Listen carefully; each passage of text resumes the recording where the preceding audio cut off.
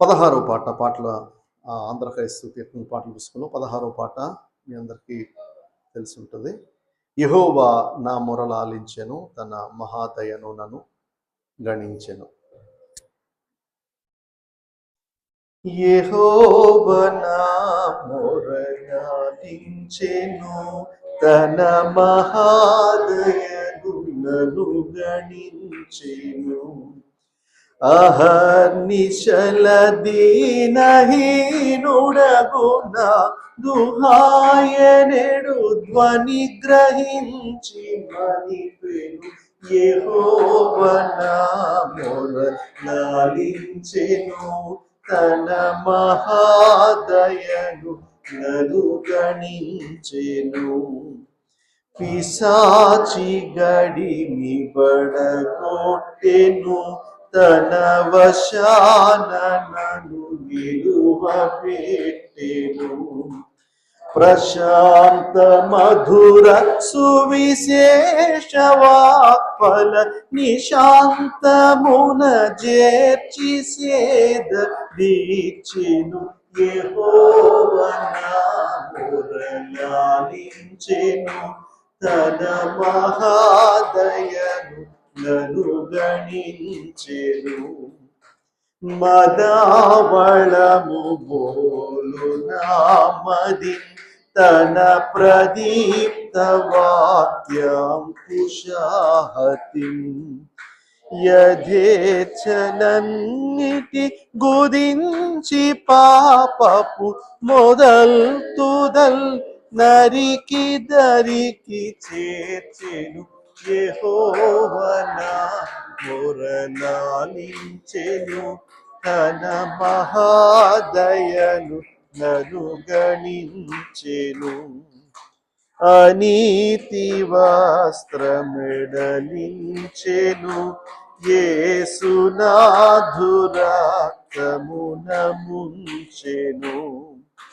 వినూత్న యత్నమే ధనురియల్నడు కనల్ వినల్ ప్రేమతోను చూపెను. యెహోవా నా మొరలాలించెను, తన మహాదయను నన్ను గణించెను. విలాపములకు చెవినిచ్చెను, శ్రమ కలాపములకు సెలవిచ్చెను. శిలానగము పైకి లాగినను సుఖ కళావళు మనసులోన నిలిపెను. యెహోవా నా మొరలాలించెను, తన మహాదయను నన్ను గణించెను. అగణ్య పాపియని త్రోయక తన్ను గూర్చి తన సుతుని దాచక, తెగించి మృతి కోపగించి పాపపు నెగుల్ దిగుల్ సొగసుగానంచెను. యెహోవా నా మొరలాలించెను, తన మహాదయను నన్ను గణించెను.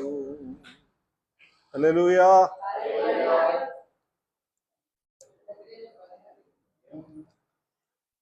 సరే, వెండి బంగారాల కన్నా మిన్నైన ప్రేమ ఎంతమందికి వస్తుంది పాట? పాడతారా?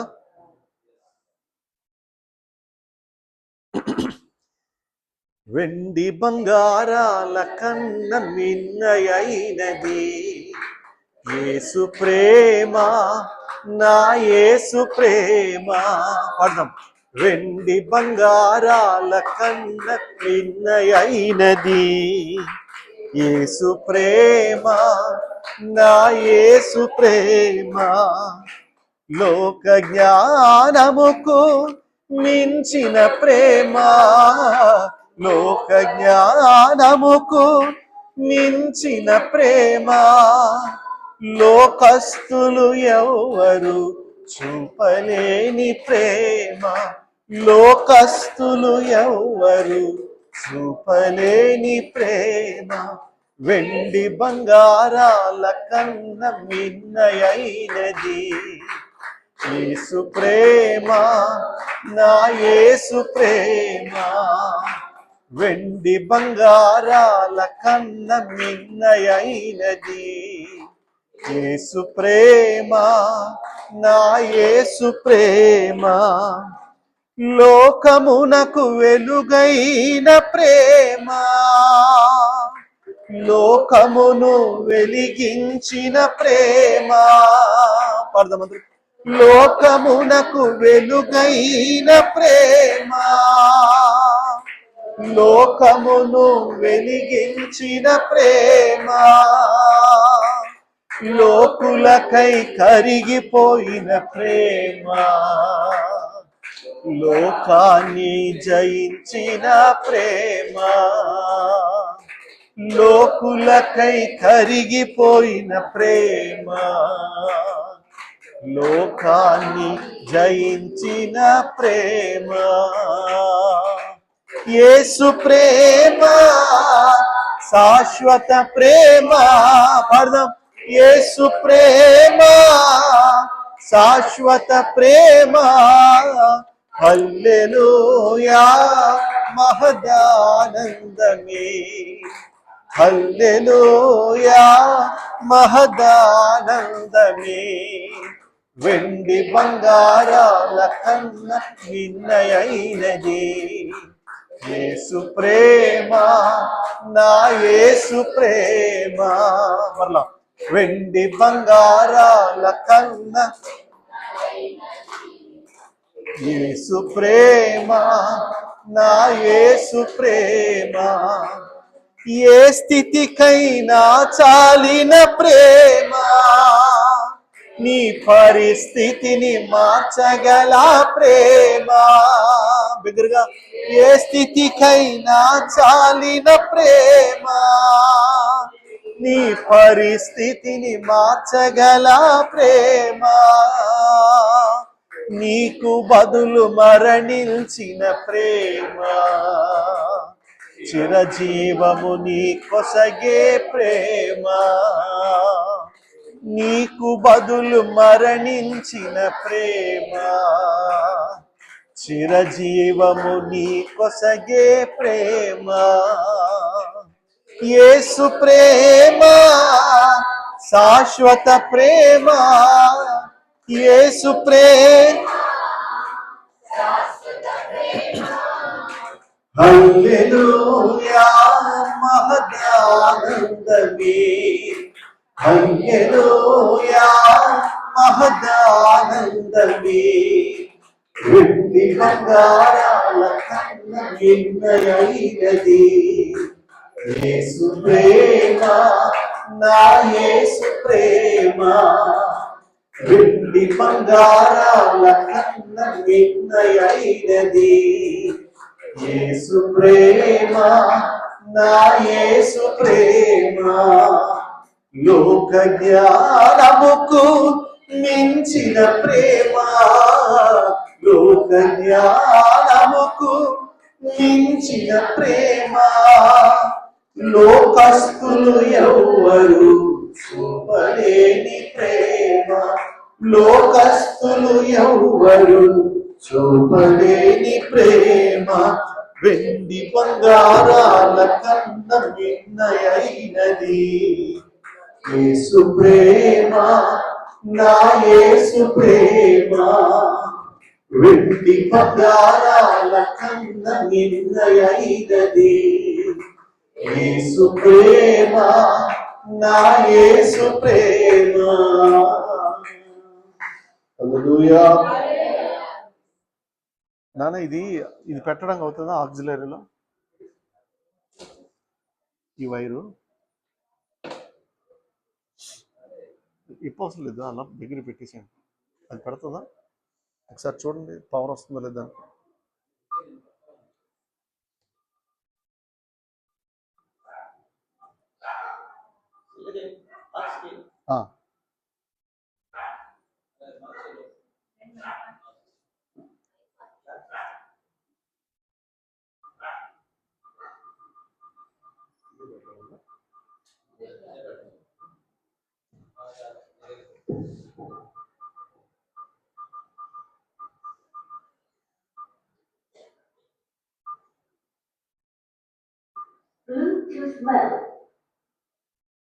బ్లూటూత్ ఉందా?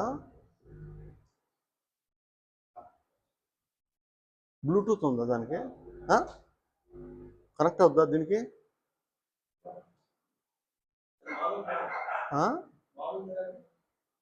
బ్లూటూత్ మోడల్ వచ్చింది. మత్తయి సువార్త 5వ అధ్యాయం 37వ వచనాన్ని చదువుదాం. మత్తయి సువార్త 5వ అధ్యాయం 37వ వచనం.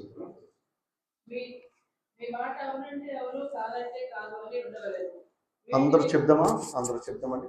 మీ మాట, అందరూ చెప్పాలి. మీ మాట అవునంటే అవును, కాదంటే కాదు అని ఉండవలెను. వీటికి మించినది దుష్టుని నుండి పుట్టునది. హల్లెలూయా. మీ ప్రక్కన కూర్చున్న వాడిని చూడండి ఒకసారి. మీ ప్రక్కన ఎవరు కూర్చున్నారు చూసారా? వాళ్ళ వైపు మీ చూపుడు వేలు పెట్టి చెప్పండి. అలా మీ ప్రక్కన వాళ్ళు చూసి, నీ మాట చెప్పండి. అందరూ వేలు తెచ్చారా? పక్కన నీ మాట అవునంటే అవును, కాదంటే కాదు అని ఉండవద్దు. వీటికి మించినది దుష్టుని నుండి పుట్టినది. హల్లెలూయా. ఇప్పుడు ఎవరు మట్టుకాలు పెట్టుకుందాం? పక్క వాళ్ళకి పెట్టారుగా స్పీడ్గా.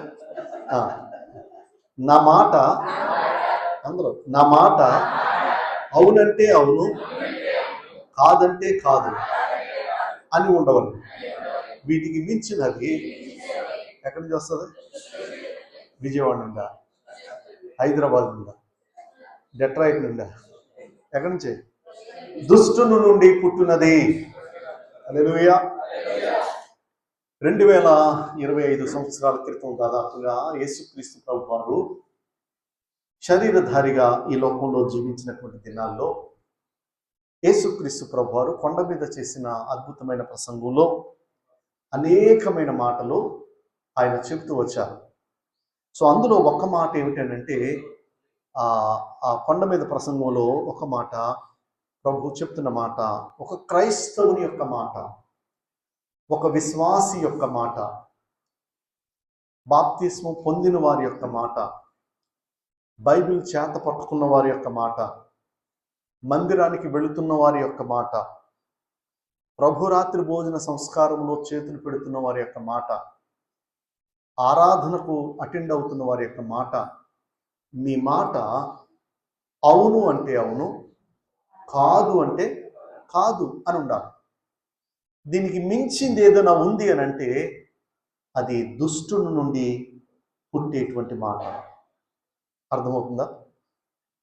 నాకు అర్థం కాదు ఏమిటనంటే, అవును కాదు ఈ మధ్య నుండేది మాట ఏమిటి? వాటికి మించిన మాట ఏముంటుంది? మీ మాట అవును అంటే అవును, కాదు అంటే కాదు అని ఉండాలి. వీటికి మించిన మాట ఏముంటుంది? ఇప్పుడు ఎస్ ఆర్ నో అని ఉన్నది అనుకోండి, ఆ మధ్యలో ఏముంటుంది? ఎస్కి నోకి మధ్యన ఏముంటుంది?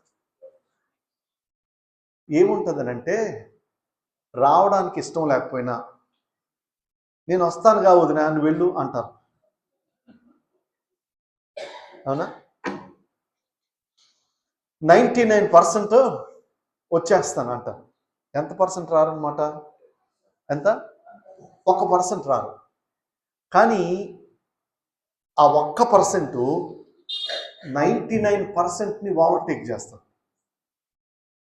బైబిల్లో చెప్పబడిన మాట, హృదయము నిండి ఉంది దాన్ని బట్టి నోరు మాట్లాడు. వీటికి మనసులో రాకూడదని ఉంటుంది, మనసులో చేయకూడదని ఉంటుంది, మనసులో వెళ్ళకూడదని ఉంటుంది. కానీ పైకి మాత్రం అది దుష్టుని నుండి పుట్టేటువంటి మాట. నీకు ఇష్టం లేదనుకో, ఇష్టం లేదనే చెప్పాలి. నీకు కష్టమైతే కష్టమనే చెప్పాలి. సరే చూద్దాంలేండి, ఇంకెలాగ నేను వెళ్ళను కదా, నేను సరే మీరు వస్తాను 99%. సో క్రైస్తవుని మాట అలా ఉండకూడదు అని ప్రభు ఆయన స్వయంగా చెప్పినటువంటి మాట. కానీ లోకం చెప్పే మాట ఏమిటంటే, బైబిల్ చెప్పిన మాటకు పూర్తి విరుద్ధంగా లోకం చెప్తుంది. లోకం చెప్పే మాట ఏమిటి? అవునంటే కాదనిలే, కాదంటే అవుననిలే, ఆడవారి మాటలకు అమ్మ బాబోయ్. బైబిల్ అలా చెప్పట్లేదు.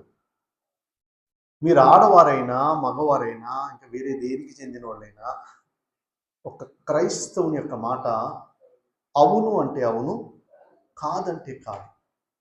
ఖచ్చితంగా ఆయన చెప్పాడంటే వస్తాడండి. ఎలా చెప్తున్నారు మీరు? ఆయన క్రైస్తవుడు అని చెప్పగలగాలి.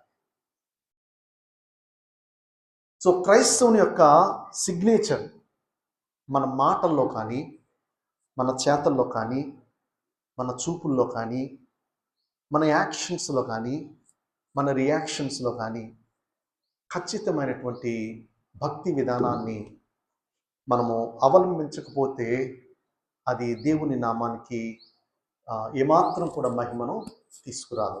హల్లెలూయా. కనుక ఈ పాట నేను పాడుతున్నాను. గతంలో వచ్చినప్పుడు కొన్ని పాటల పుస్తకాలు తీసుకొచ్చాను. ఇప్పుడు కూడా కొన్ని పాటల పుస్తకాలు తెచ్చాను. ఒకవేళ మీరు తెలుగు చదవగలిగితే మీరు ఒక పాటల పుస్తకాన్ని సొంతం చేసుకోవచ్చు. అద్భుతం. ఒకవేళ ఎవరికైనా కావాలంటే ఈ పాటల పుస్తకాలు కొన్ని నా దగ్గర నేను తీసుకుని వచ్చాను పరిచర్యలో భాగంగా. మీరు ఇప్పుడు తీసుకోవచ్చు, లేదా సాయంత్రం అన్న తీసుకోవచ్చు, రేపన్న తీసుకోవచ్చు. కానీ మొదటి రోజునే ఒక పాట నుండే మీరు తీసుకుంటే అవి మీకు దీవెనకరంగా ఉంటాయి. ఒక 100 రూపాయలు దానికి మీరు కానుకిచ్చి మీరు దాన్ని సొంతం చేసుకోవచ్చు. ఒకవేళ మీరు స్కాన్ చేయగలిగితే వెనకాల QR కోడ్ వేయించాను. ఈ రోజున ఎవరి దగ్గర డబ్బులు పెట్టుకోవట్లా, అందుకని మీ అందరి కోసం స్కానింగ్ QR కోడ్ వేయించాను. మీరు మినిమం 100 రూపాయలు వేయచ్చు, మ్యాక్సిమం మీకు రిస్ట్రిక్షన్ లేదు. దేవునికి స్తోత్రం. హల్లెలూయా. కొన్ని పాటల పుస్తకాలు ఉన్నాయి. అవసరమైన వాళ్ళు, చదవగలిగిన వాళ్ళు ఎవరికైనా కావాలంటే అది ఇవ్వండి. సో పాటల పుస్తకంలో 128వ పాట నేను పాడుతున్నాను. ఆ వాక్యాన్ని ఆధారంగా చేసుకుని రాసినటువంటి పాట. ఎవరికైనా కావాలంటే 100 రూపాయలకి ఒక పుస్తకం. తర్వాత సాయంత్రం ఇస్తానంటే ఆ పేరు రాసుకుని, సాయంత్రం ఆ పేరు రాసుకుని ఇచ్చేసాను ఆ పేరు రాసుకుని ఫోన్ నెంబర్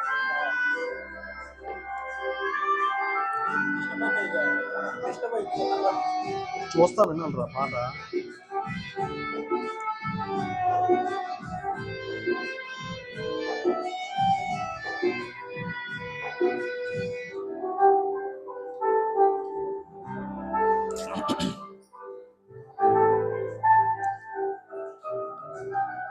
వాళ్ళ పేరు రాసుకోవాలి. అవునంటే అవునని, కాదంటే కాదని, ఈ రెంటికి మించినది దుష్టుని నుండే పుట్టుదని. అవునంటే అవునని, కాదంటే కాదని, ఈ రెంటికి మించినది దుష్టుని నుండే పుట్టుదని. ప్రభు పలికిన మాట నెరవేరు ప్రతి చోట, ప్రభు పలికిన మాట నెరవేరు ప్రతి చోట. అవసరానికో అబద్ధం, క్రైస్తవ్యానికి విరుద్ధం.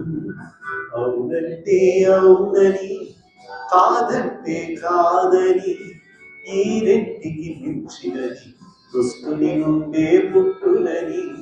అవునంటే అవునని, కాదంటే కాదని, ఈ రెంటికి మించినది దుష్టుని నుండే పుట్టునని. అలా మ్యూజిక్ సౌండ్ పెంచండి కొంచెం యాంప్లిఫైర్లో.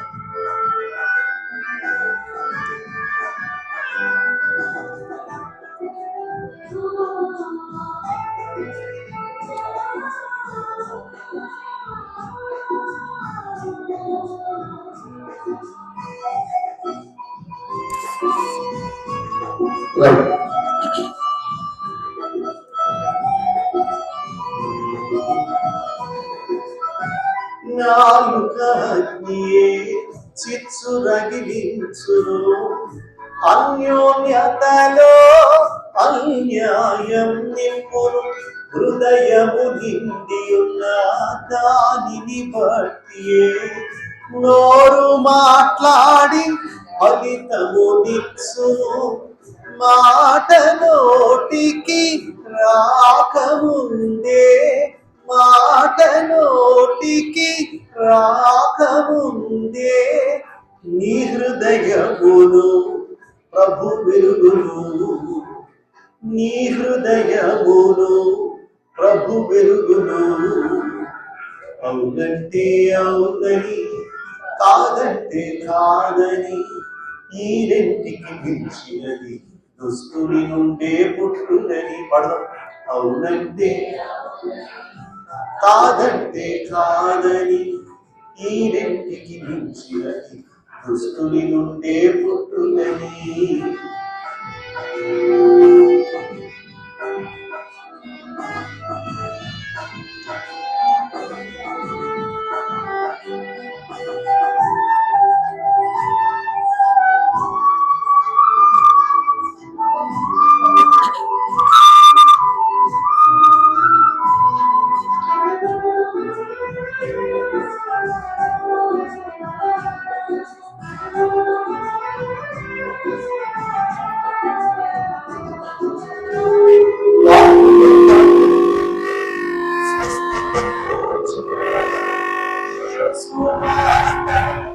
నిత్య జీవమూటలు వాక్యము వెల్లడి, ఆ పూట తోడని వెలుగు కలుగును చీకటి బ్రతుకుల్లో బలులర్పించుట కంటే నీవు, బలులర్పించుట కంటే నీవు దేవుని మాటను వినుటే శ్రేష్టము.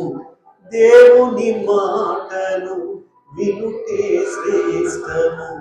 అవునంటే అవునని, కాదంటే కాదని, ఈ రెంటికి మించినది దుష్టుని నుండే పుట్టునని. పడదాం. అవునంటే అవునని, కాదంటే కాదని, ఈ రెంటికి మించినది దుష్టుని నుండే పుట్టునని.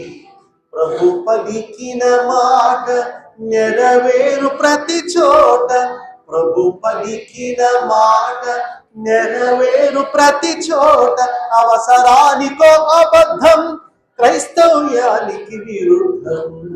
అవునంటే అవునని, కాదంటే కాదని, ఈ రెంటికి మించినది దుష్టుని నుండే పుట్టునని. అందరూ అవునంటే కాదంటే కాదని, ఈ రెంటికి మించినది దుష్టుని నుండే పుట్టునని.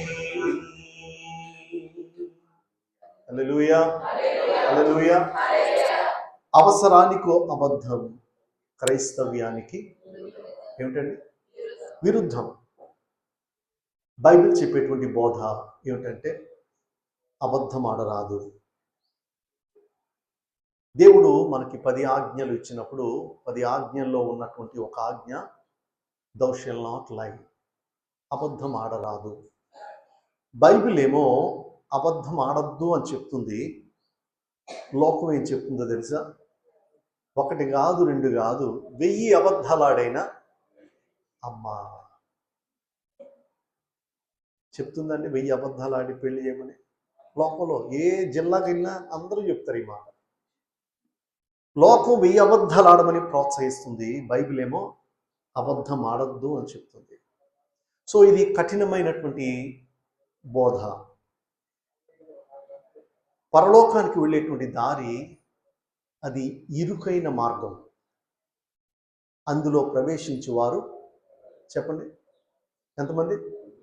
కొందరే.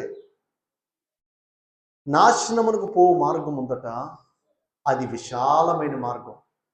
అందులో ఎన్ని అబద్ధాలైనా ఆడచ్చు, ఎంత వ్యభిచారమైనా చేయొచ్చు, ఎవరి కొంపలైనా పోల్చచ్చు, ఏమండి ఎన్ని మోసాలైనా చేయొచ్చు, ఎన్ని హత్యలైనా చేయొచ్చు. అది నాశనమునకు పోవు మార్గం, అది విశాలమైనది. అక్కడ ఎటువంటి రెస్ట్రిక్షన్స్ ఉండవు. కానీ క్రైస్తవ మార్గం అది ఇరుకైనటువంటి దారి. ఇరుకు దారిలో వెళ్ళడానికి మనం ఇష్టపడితే కొన్నిసార్లు గాయాలు అవుతాయి, కొన్నిసార్లు అవమానాలు ఎదురవుతాయి, కొన్నిసార్లు ఇబ్బందులు వస్తాయి. కానీ ఈ ఇరుకైన దారిలో ప్రవేశిస్తే మోక్ష మార్గానికి చేరుకుంటాం. కానీ దీనిలో ప్రవేశించే వారు కొందరే. మనం అనుకుంటాం మా గ్రామంలో 5,000 మంది ఉన్నారు, కానీ మందిరానికి వచ్చేది కనీసం ఒక 100 మంది కూడా లేరు అనుకుంటాం. ఉండరు. ఎందుకనంటే ఇందులో ప్రవేశించేవారు కొందరైన బైబిల్ చెప్పింది. సో మీరు అందరూ వచ్చేయాలని మనకు ఆశ ఉన్నా కానీ అందరూ రారండి. బైబిల్లో యేసు ప్రభువారు ముందుగానే చెప్పారు, మోక్షానికి వెళ్ళడానికి ఈ ఇరుకైన మార్గానికి ప్రవేశించే వాళ్ళు కొద్దిమందే. సంతోషకరమైన విషయం ఏంటంటే ఆ కొద్ది మందిలో మనం అందరం ఉన్నాం. దేవునికి మహిమ కలుగును. హల్లెలూయా, హల్లెలూయా. కనుక నిజంగా మనము ధన్యులం. ఈ మోక్ష మార్గంలో, ఇరుకైన మార్గంలో ఈ కొద్ది మందిలో మనం ఉన్నాం, ఈ మైనారిటీలో మనం ఉన్నాం అని ఒక రోజున యేసు ప్రభువుని బట్టి మనము మెజారిటీ కాబోతున్నాం. దేవునికి మహిమ కలుగును గాక. హల్లెలూయా. వింటున్నారా? అయ్యా మైక్ అయిన పైన బయట ఉన్నారా? ఒకసారి లోపలికి రండి. కాదు అంటే మీరు పెడితే రెండు పెరిగిపోతున్నాయి, అదొకటే పెరగాలి. ఆ ట్రాక్ సౌండ్ ఒకటే పెంచేలా చూడండి, మైక్ సౌండ్ కాకుండా. మనం పెట్టాం కదా ట్రాక్ ఆక్సిలరీలో.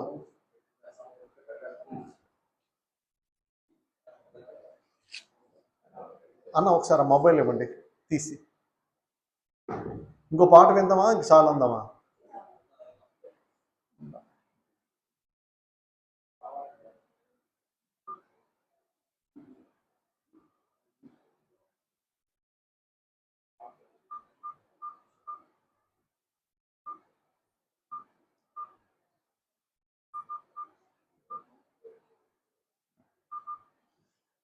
మరలా మీ అందరికీ పరిచయం ఉన్న పాటే మరలా పాడతాను, కొత్తవి సాయంత్రం పాడతాను. 95వ పాట చూడండి పాటల పుస్తకంలో.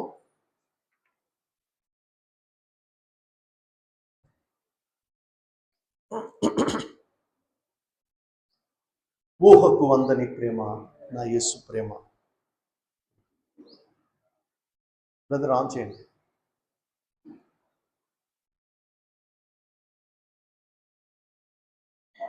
మధ్యలో సెంటర్ నొక్కడు.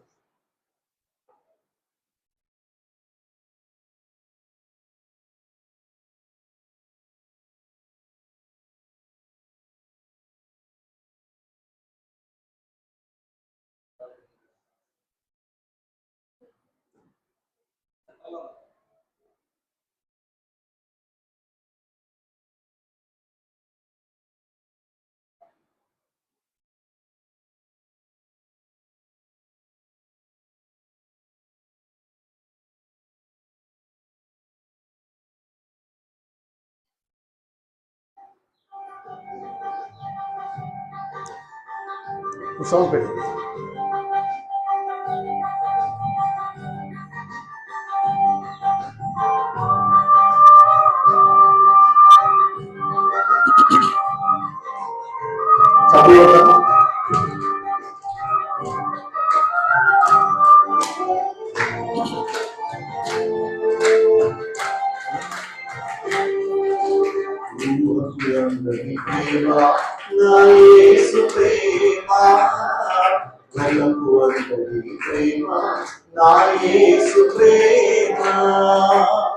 తరాలెన్ని మారిన, యుగాలెన్ని గడచిన, జగాన మారనిది యేసు ప్రేమ. తరాలెన్ని మారిన, యుగాలెన్ని గడచిన, జగాన మారనిది యేసు ప్రేమ. ప్రేమ ప్రేమ నా యేసు ప్రేమ. ప్రేమ ప్రేమ నా తండ్రి ప్రేమ. ప్రేమ ప్రేమ నా యేసు ప్రేమ. ప్రేమ ప్రేమ నా తండ్రి ప్రేమ. ప్రేమ నా యేసు ప్రేమ. వెలుగువందరి ప్రేమ నా యేసు ప్రేమ.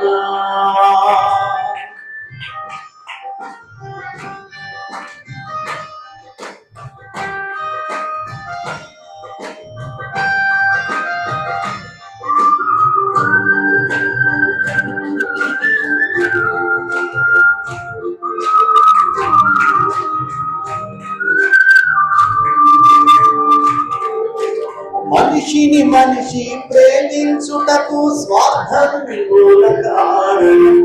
దేవుడా నీవు ప్రేమించుటకు నీ కృపే కారణం. మనిషిని మనిషి ప్రేమించుటకు స్వార్థం మూల కారణం. దేవుడా నీవు ప్రేమించుటకు నీ కృపే కారణం. మనుషులు మారినా మమతలు మారినా బంధాలు వీగినా యేసు ప్రేమ మారదు. మనుషులు మారినా మమతలు మారినా బంధాలు వీగినా యేసు ప్రేమ మారదు. ప్రేమ ప్రేమ నా యేసు ప్రేమ, ప్రేమ నా తండ్రి ప్రేమ, రూహకు అంతరి ప్రేమ నా యేసు ప్రేమ, రూహకు అంతరి ప్రేమ నా యేసు ప్రేమ.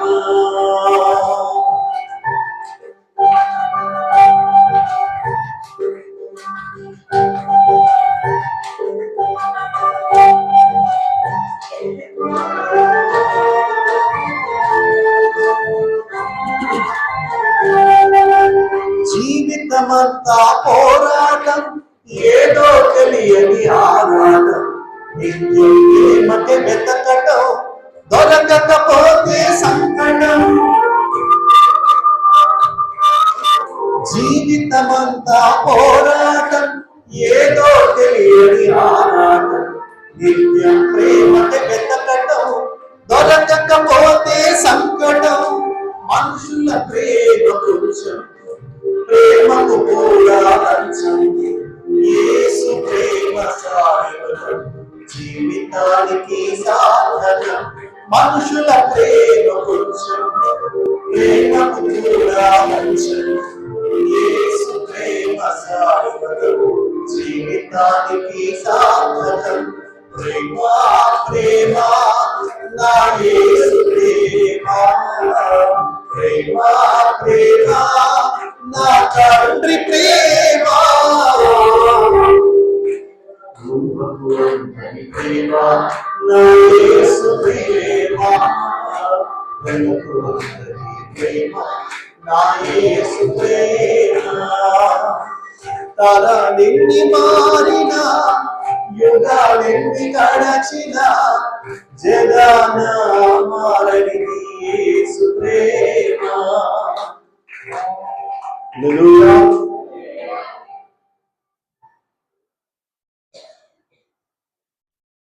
మంచిది ప్రియులారా, కొద్ది విషయాలు దేవుని యొక్క మాటల్ని ధ్యానం చేద్దాము.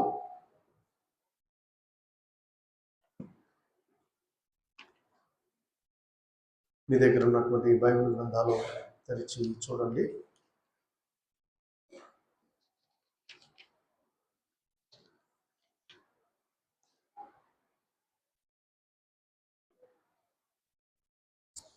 చాలాసార్లు ఉపవాస కూడికలకు సంబంధించిన వర్తమానాలు మనం వింటూ వచ్చి ఉంటాము. మరోసారి ఈ యొక్క ఉపవాస వ్రత దినాన దేవుని యొక్క మాటలు మనం విందాం. సమయం దాదాపు 12 గంటలు కావస్తుంది కాబట్టి త్వరగా కొన్ని మాటలు మనం విందాము. తర్వాత మరలా దైవజనుల గురించినటువంటి అనుభవ సాక్ష్యాలు కూడా మనకు ఉన్నాయి కాబట్టి త్వరగా దేవుని యొక్క మాటలు వినడానికి మనం ప్రయత్నించేద్దాం. లూకా సువార్త 11వ అధ్యాయం. లూకా సువార్త 11వ అధ్యాయం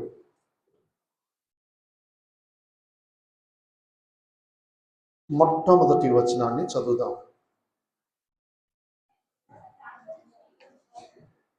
ఆయన ఒక చోట ప్రార్థన చేయుచుండగా ప్రార్థన చాలించిన తరువాత ఆయన శిష్యులలో ఒకడు, ప్రభువా, యోహాను తన శిష్యులకు నేర్పినట్టుగా మాకును ప్రార్థన చేయ నేర్పమని ఆయనను అడిగెను. తలలో ఉంచుదాము, కళ్ళు మూసుకుందాము, చిన్న మాట ప్రార్థన చేసుకుందాం. ఎవరి మట్టుకు వాళ్ళు ప్రభా, ఈ 2 దినాల కూడికల్లో మేమైతే ఒక మనిషిని చూడడానికి మేము ఇక్కడికి రాలేదు, ఒక మనిషిని వినడానికి మేము ఇక్కడికి రాలేదు ప్రభా. ఇదిగో నీ మందిరములో నీ వాక్కు వినడానికి ఇష్టపడి మేము ఇక్కడికి వచ్చాము. నిన్ను దర్శించుకోవాలని మేము ఇక్కడికి వచ్చాము అని చెప్పి ఎవరి మట్టుకు వాళ్ళము ప్రార్థన చేద్దాం. దైవజనులు ముంగమూరి దేవదాసయ్య గారు చేసిన అద్భుతమైన ప్రార్థన నేను ఎప్పుడూ జ్ఞాపకం చేసుకుంటాను. మనం అందరం జ్ఞాపకం చేసుకోవాలి. ప్రభువా, నాకు కనబడము, మాకందరికీ కనబడము. ప్రభువా, నాకు వినబడము, మా అందరికీ మీరు వినబడండి. దేవుడు మాట్లాడితే బ్రతుకులు బాగుపడతాయి. దేవుడే మాట్లాడితే, సృష్టికర్తే మాట్లాడితే మనము నూతన పరచబడతాం. కనుక ఈ మధ్యాహ్న సమయంలో ఎండవేళ దేవుడు అబ్రహాంతో మాట్లాడినట్టుగా దేవుడి వాక్యంలో మనం చూస్తాము. మండుచున్న పొదలో నుండి మోషేతో దేవుడు మాట్లాడినట్లుగా వాక్యంలో మనం చూస్తున్నాము. మరియా యేసు పాదాల దగ్గర కూర్చున్నప్పుడు ఆయన విస్తరించి మాట్లాడినట్లుగా మనం చూస్తున్నాం. దేవుని వాక్యంలో రాయబడినటువంటి మాట, ఆశ కలిగిన ప్రాణాన్ని ఆయన తృప్తిపరిచేటువంటి దేవుడు అంటున్నాడు. నీవు ఏ ఆశతో మందిరానికి వచ్చావో నాకు తెలీదు. నీ ఆశను దేవుడు తన వాక్యం ద్వారా తీర్చబోతున్నాడు. ఆ విధంగా ప్రార్థిస్తూ మనము ముందుకు సాగుదాం. మహాపరిశుద్ధుడైన ప్రేమ కలిగిన ప్రియ పరలోకపు తండ్రి, నీ పరిశుద్ధ నామాన్ని బట్టి నీకు వందనాలు, స్తోత్రాలు తెలియజేసుకుంటున్నాం. ఈ ఉదయకాల సమయంలో లోకమంతా వారి వారి పనుల్లో నిమగ్నమైనట్టుగా కొద్ది మందిగా చేరి నీ మందిరములో నిన్ను ఆరాధించి మిమ్మల్ని స్తుతించి ఇదిగో నీ వాక్యాన్ని ధ్యానించబోతూ ఉంటుండగా నాతో మా అందరితో మీరు మాట్లాడమని ప్రాధేయపడుతున్నా. నా నోటి మాటలు మా అందరి హృదయ ధ్యానాలు మీ దృష్టికి అంగీకారంగా ఉండేటట్టు అనుగ్రహించమని చేరి ఉన్న ప్రతి బిడ్డను మీ చేతులకు అప్పగించుకుంటూ ఈ శబ్ద శ్రవణ యంత్రం ద్వారా ఎవరైతే వింటున్నారో వారితో కూడా మీరు మాట్లాడమని ప్రాధేయపడుతూ యేసు పరిశుద్ధ నామమున ప్రార్థించి అడిగి వేడుకుంటున్న ప్రియ పరలోకపు తండ్రి, ఆమేన్. ఆమేన్. పిల్లరా, చదవబడిన లేఖన భాగంలో లూకా సువార్త 11వ అధ్యాయం మొట్టమొదటి వచనాన్ని మనము ధ్యానం చేస్తూ ఉన్నాం. ఆయన ఒక చోట ప్రార్థన చేయుచుండెను. ప్రార్థన చాలించిన తరువాత ఆయన శిష్యులలో ఒకడు, ప్రభువా, యోహాను తన శిష్యులకు నేర్పినట్టుగా మాకును ప్రార్థన చేయ నేర్పమని ఆయనను అడిగాను. యేసుక్రీస్తు ప్రభువారి యొక్క జీవన విధానం ప్రాముఖ్యంగా ఆయన శరీరధారిగా ఉన్నటువంటి దినాల్లో మనము చూడగలిగితే 2 ప్రాముఖ్యమైన పనులు ఆయన చేసినట్లుగా ఆయన పరిచర్యను బట్టి మనకు అర్థమవుతుంది. ఏమిటి ఆ 2 పనులు అంటే, పగలంతా కూడా ఆయన పరిచర్య చేసేవారు, రాత్రంతా కూడా ఆయన ప్రార్థన చేసేవారు. ఈ 2 మాటలు మీరు జ్ఞాపకం పెట్టుకోవాలి. పగలంతా ఆయన పరిచర్య చేసేవారు, రాత్రంతా ఆయన ప్రార్థన చేసేవారు. ఆయనకి ఎక్కడ పడుకోలేదా అని అంటే, అక్కడక్కడ మనం చూస్తాం ఓడ అమరమున ఆయన నిద్రిస్తూ ఉన్నాడట. ఏమండి, చాలా తక్కువ యేసుక్రీస్తు ప్రభువారు ఆయన శరీరధారిగా ఉన్నాడు కాబట్టి ఆయనకు అలసట ఉంది, ఆయనకు ఆకలి ఉంది, ఆయనకి దప్పిక ఉంది, ఆయనకి కన్నీరు ఉంది. ఏమండి? సో మానవునికి ఉండేటువంటి అన్ని లక్షణాలు కూడా సంపూర్ణంగా యేసు ప్రభులో ఉన్నాయి. అయితే ఆయన పరిచర్య విధానం వచ్చేటప్పటికి ఆయన పగలంతా కూడా పరిచర్య చేస్తూ ఉండేవాడు, రాత్రంతా కూడా ప్రార్థన చేస్తూ ఉండేవారు. ఆయన పుట్టినప్పుడు ఆయనకు స్థలము లేదు. ఏమండి? ఆయన చనిపోయినప్పుడు కూడా ఆయన దేహాన్ని పాతి పెట్టడానికి సొంత సమాధి లేదు. సో నక్కలకు బొరియలు ఉన్నాయి, ఆకాశ పక్షులకు గూళ్ళు ఉన్నాయి, కానీ మనుష్య కుమారుడు తలవాల్చుకోవడానికి స్థలము లేదు అని ఆయనే చెప్పారు. కనుక మత్తయి సువార్త 5వ అధ్యాయం 5వ అధ్యాయం 1వ వచనంలో మనం చూసినట్లయితే ఒక మాట మనకు కనిపిస్తుంది. ఆయన ఆ జనసమూహమును చూచి కొండ ఎక్కి కూర్చుండగా. మత్తయి సువార్త 8వ అధ్యాయం 1వ వచనం చదవండి. ఆయన ఆ కొండ మీద నుండి దిగి. చాలండి. సో 5వ అధ్యాయం 1వ వచనంలో ఆయన కొండ ఎక్కారు, 8వ అధ్యాయం 1వ వచనంలో ఆయన కొండ దిగారు. సో 3 అధ్యాయాలు ఆయన కొండ మీద ఉండే మాట్లాడారు. 5వ అధ్యాయం, 6వ అధ్యాయం, 7వ అధ్యాయం, ఈ 3 అధ్యాయాలు ఎక్కడ జరిగింది అంటే కొండ మీద జరిగింది. ఒకవేళ 3 అధ్యాయాలు 3 రోజులు ఉపవాస కూడికలు అనుకుందాం. ఏమండి? ఆయన కొండ ఎక్కి కూర్చున్నాడు. 8వ అధ్యాయం 1వ వచనంలో ఆయన కొండ దిగి అన్న మాటను మనం చూస్తున్నాము. ఏమండి? తర్వాత మాట చదవండి.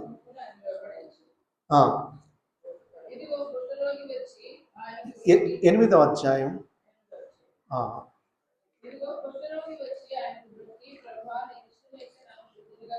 నీకు ఇష్టమైతే 7వ అధ్యాయం చివరి వచనం చదవండి.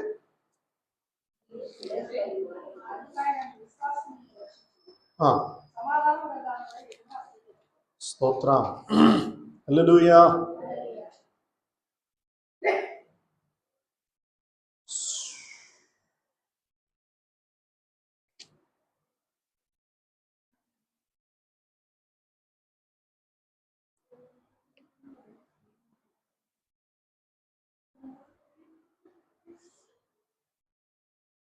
ఆ 8వ అధ్యాయం యోహాను సువార్త. అంతటా ఎవరి ఇంటికి వారు వెళ్ళిరి, యేసు ఒలీవల కొండకు వెళ్ళెను అన్న మాట ఉంటుంది కదా.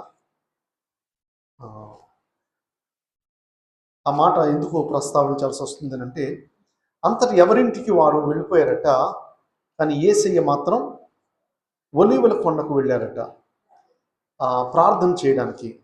ఆయనకు తలవాల్చుకోవడానికి స్థలము లేదు కనుక ఎవరింటికి వాడు వెళ్ళిపోతే యేసు ప్రభు వారు మాత్రం ప్రార్థన చేయడానికి ఆయన ఒలీవల కొండకు వెళ్ళినట్లుగా దేవుని వాక్యంలో మనం చూస్తాం.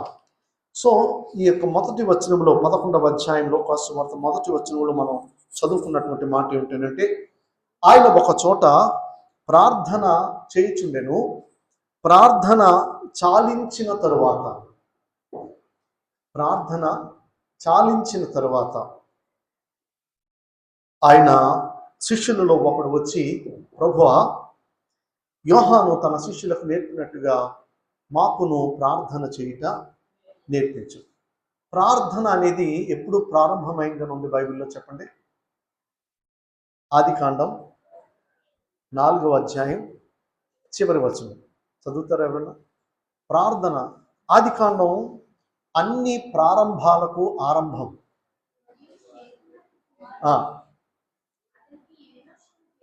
ఎనోష్ అని పేరు పెట్టాను. అప్పుడు యెహోవా నామమున ప్రార్థన చేయుట ఆరంభమైంది. So the first prayer was started in the book of Genesis. జెనిసిస్లోనే, ఆది కాండంలోనే అన్నిటికీ కూడా ప్రారంభాల గ్రంథం. ఆది కాండం అంటే అన్నిటికీ ప్రారంభాల గ్రంథం. సృష్టి ప్రారంభమైంది, కాంతి ప్రారంభమైంది, నక్షత్రాలు ప్రారంభమయ్యాయి, పక్షులు ప్రారంభమయ్యాయి, అన్నీ ప్రారంభమయ్యాయి. అబద్ధం ప్రారంభమైంది, మోసం ప్రారంభమైంది, ఏమంటే ఫస్ట్ మర్డర్ ప్రారంభమైంది, ఫస్ట్ మ్యారేజ్ అనేది ప్రారంభమైంది, మొట్టమొదట పిల్లోడు కొట్టడం అన్నది ప్రారంభమైంది. ఇక ఒకటి కాదు. సో ఆది కాండం అనేది ప్రారంభాల గ్రంథం. హల్లెలూయా. సో ప్రార్థన ఎనోషు పుట్టినప్పుడు ప్రారంభమైందట. యేసుక్రీస్తు ప్రభు వారు కూడా ఆయన కూడా ప్రార్థన చేస్తూ వచ్చారు. ఏమండి, మనమంటే ప్రార్థన చేయాలి, యేసు ప్రభు వారు కూడా ప్రార్థన చేయాలా? మనమంటే ఉపవాసం ఉండాలి, యేసు ప్రభు వారు కూడా ఉపవాసం ఉండాలా? హెబ్రీయులకు రాసిన పత్రిక 5వ అధ్యాయం 7వ వచనం మనం చదివితే అక్కడ యేసుక్రీస్తు ప్రభు వారు శరీరధారిగా ఉన్నటువంటి దినాల్లో ఆయన ఏం చేశాడో అక్కడ చాలా స్పష్టంగా రాయబడ్డది. చదువుతారా? శరీరధారి అయిన దినములలో మహారోదనముతోనూ కన్నీళ్లతోనూ తన్ను మరణము నుండి రక్షింపగలవానికి ఏం చేశాడట? ప్రార్థనలను యాచనలను సమర్పించి భయభక్తులు కలిగి ఉన్నందున ఆయన అంగీకరించబడింది. చాలు. ఆయన శరీరధారిగా ఉన్నటువంటి దినాల్లో కాలు మీద కాలు వేసుకుని దర్జాగా కూర్చోలా. ఆయన శరీరధారిగా ఉన్నటువంటి దినాల్లో మహారోదనముతో. ఎప్పుడు చేస్తాము మహారోదన అనేది? యోబు కుటుంబంలో ఒక్క రోజునే 7 కొడుకులు, 3 కూతుళ్ళు, ఫ్యామిలీ మొత్తం ఒక్క రోజునే తుడిచిపెట్టుకుపోయాయి. ఆ రోజున తండ్రికి మిగిలేది ఏమిటంటే మహారోదన. పెళ్ళయ్యి 20 సంవత్సరాలు ఎదురు చూసి లేక మాకు దేవుడు ఆల్మోస్ట్ ఈ వృద్ధాప్యంలో దేవుడు మాకు బిడ్డనిచ్చాడు అని చెప్పుకుంటే ఆ బిడ్డ పెరిగి పెద్దవాడయ్యి ప్రయోజకుడయ్యేటువంటి పరిస్థితుల్లోకి వచ్చిన తర్వాత వాళ్ళ ఏదైనా యాక్సిడెంట్లో ఆ బిడ్డ చనిపోతే వాళ్ళ తల్లిదండ్రులకు మిగిలేటువంటిది మహారోదన. సో అంత రోదన యేసుక్రీస్తు ప్రభువారు శరీరధారిగా ఉన్న దినాల్లో చేసేట. కన్నీళ్లతోనూ, ఇంకా చెప్తారు ప్రార్థనలతోనూ, ఇంకోటి ఏమిటి? యాచనలతోనూ. ప్రార్థన అనేటువంటిది కొంచెం డిగ్నిఫైడ్ జాబ్ అనుకుంటాను నేను, కానీ యాచన అనేటువంటిది బిలో డిగ్నిటీ. అందంగా ఉంది యాచన అంటే అని మన పరిభాషలో మనం చెప్పుకుంటే అడుక్కునవడం. అడుక్కునే వాడంత తగ్గి ఆయనట అంగీకరించబడ్డాడట. హల్లెలూయా. ఆయనే అంత తగ్గించుకుని ప్రార్థనలో యాచనలో ఒక భిక్షగాడిలాగా అయా కనికరించమని ఆయన ఎలుగెత్తి యాచించినప్పుడు ఆయన అంగీకరించబడ్డాడు. సో దేవుడై ఉండి, దేవుని కుమారుడై ఉండి అంతగా ఆయన ప్రార్థనలు, యాచనలు, మహారోదనము, కన్నీళ్లు ఆయన సలిపితే మానవ మాతృలమైన మనము మరింతగా మనం ప్రార్థన చేయాలి. 1 గంట ఆలస్యమైతే, అరగంట ఆలస్యమైతే మందిరంలో చాలా విసుక్కునేటువంటి పరిస్థితులు నేటి సంఘాల్లో చూస్తాం. కానీ ఆయన రాత్రంతా కూడా ప్రార్థించేవాడట. అలాంటి పరిస్థితుల్లో ఒక శిష్యుడు, ఆయన శిష్యుల్లో ఒకడు వచ్చి యేసు ప్రభు వారిని అడిగినటువంటి ఒక శ్రేష్టమైన కోరిక, అయ్యా మాకు ప్రార్థించడం ఏమిటో నేర్పించండి. Lord teach us how to pray. మేము ఎలాగూ ప్రార్థన చేయాలో మాకు నేర్పించండి. మనం ఎవరమైనా కానీ ఎప్పుడైనా కానీ అమ్మగారికి ఫోన్ చేసి లేకపోతే పాస్టర్ గారికి ఫోన్ చేసి ఎప్పుడైనా అయ్యా మేము ప్రార్థన ఎలా చేసుకోవాలో మాకు నేర్పించండి అని అడిగిన వాళ్ళు, ఫోన్ చేసిన వాళ్ళు ఎవరైనా ఉంటారా? ఎవరైనా ఉన్నారా? ఎవరు ఉండరు. ఏమని మాట్లాడతామంటే, అమ్మా మేము చాలా కష్టంలో ఉన్నాం, మేము చాలా నష్టంలో ఉన్నాం కనుక మా కోసం ప్రార్థన చేయండి. అంతే కదా మనం అడిగేది. కొన్ని ఏజెన్సీలు వచ్చి మేము ప్రార్థన చేస్తాం ఇంత పంపండి అని ఏజెన్సీలు కూడా ప్రేయర్ ఏజెన్సీస్, ప్రవచనాల ఏజెన్సీస్. ఏమంటే ఒకడు ఫోన్ చేసి నాతో అంటున్నాడు, అయ్యగారు మా కోసం చాలా మీరు 3 రోజులు ఉపవాసం ఉండి నా కోసం ప్రార్థన చేయండి అయ్యగారు, నేను చాలా కష్టంలో ఉన్నాను కనుక మీరు ఏం చేయాలా చెప్పండి. ఎన్ని రోజులు ఎవరు చేయాలట? నేను నేను ఉపవాసం ఉండి ప్రార్థన చేయాలట. నేను అడిగి నువ్వేం చేస్తావురా అన్నాను. అది చికెన్ బిర్యానీ తింటాడట.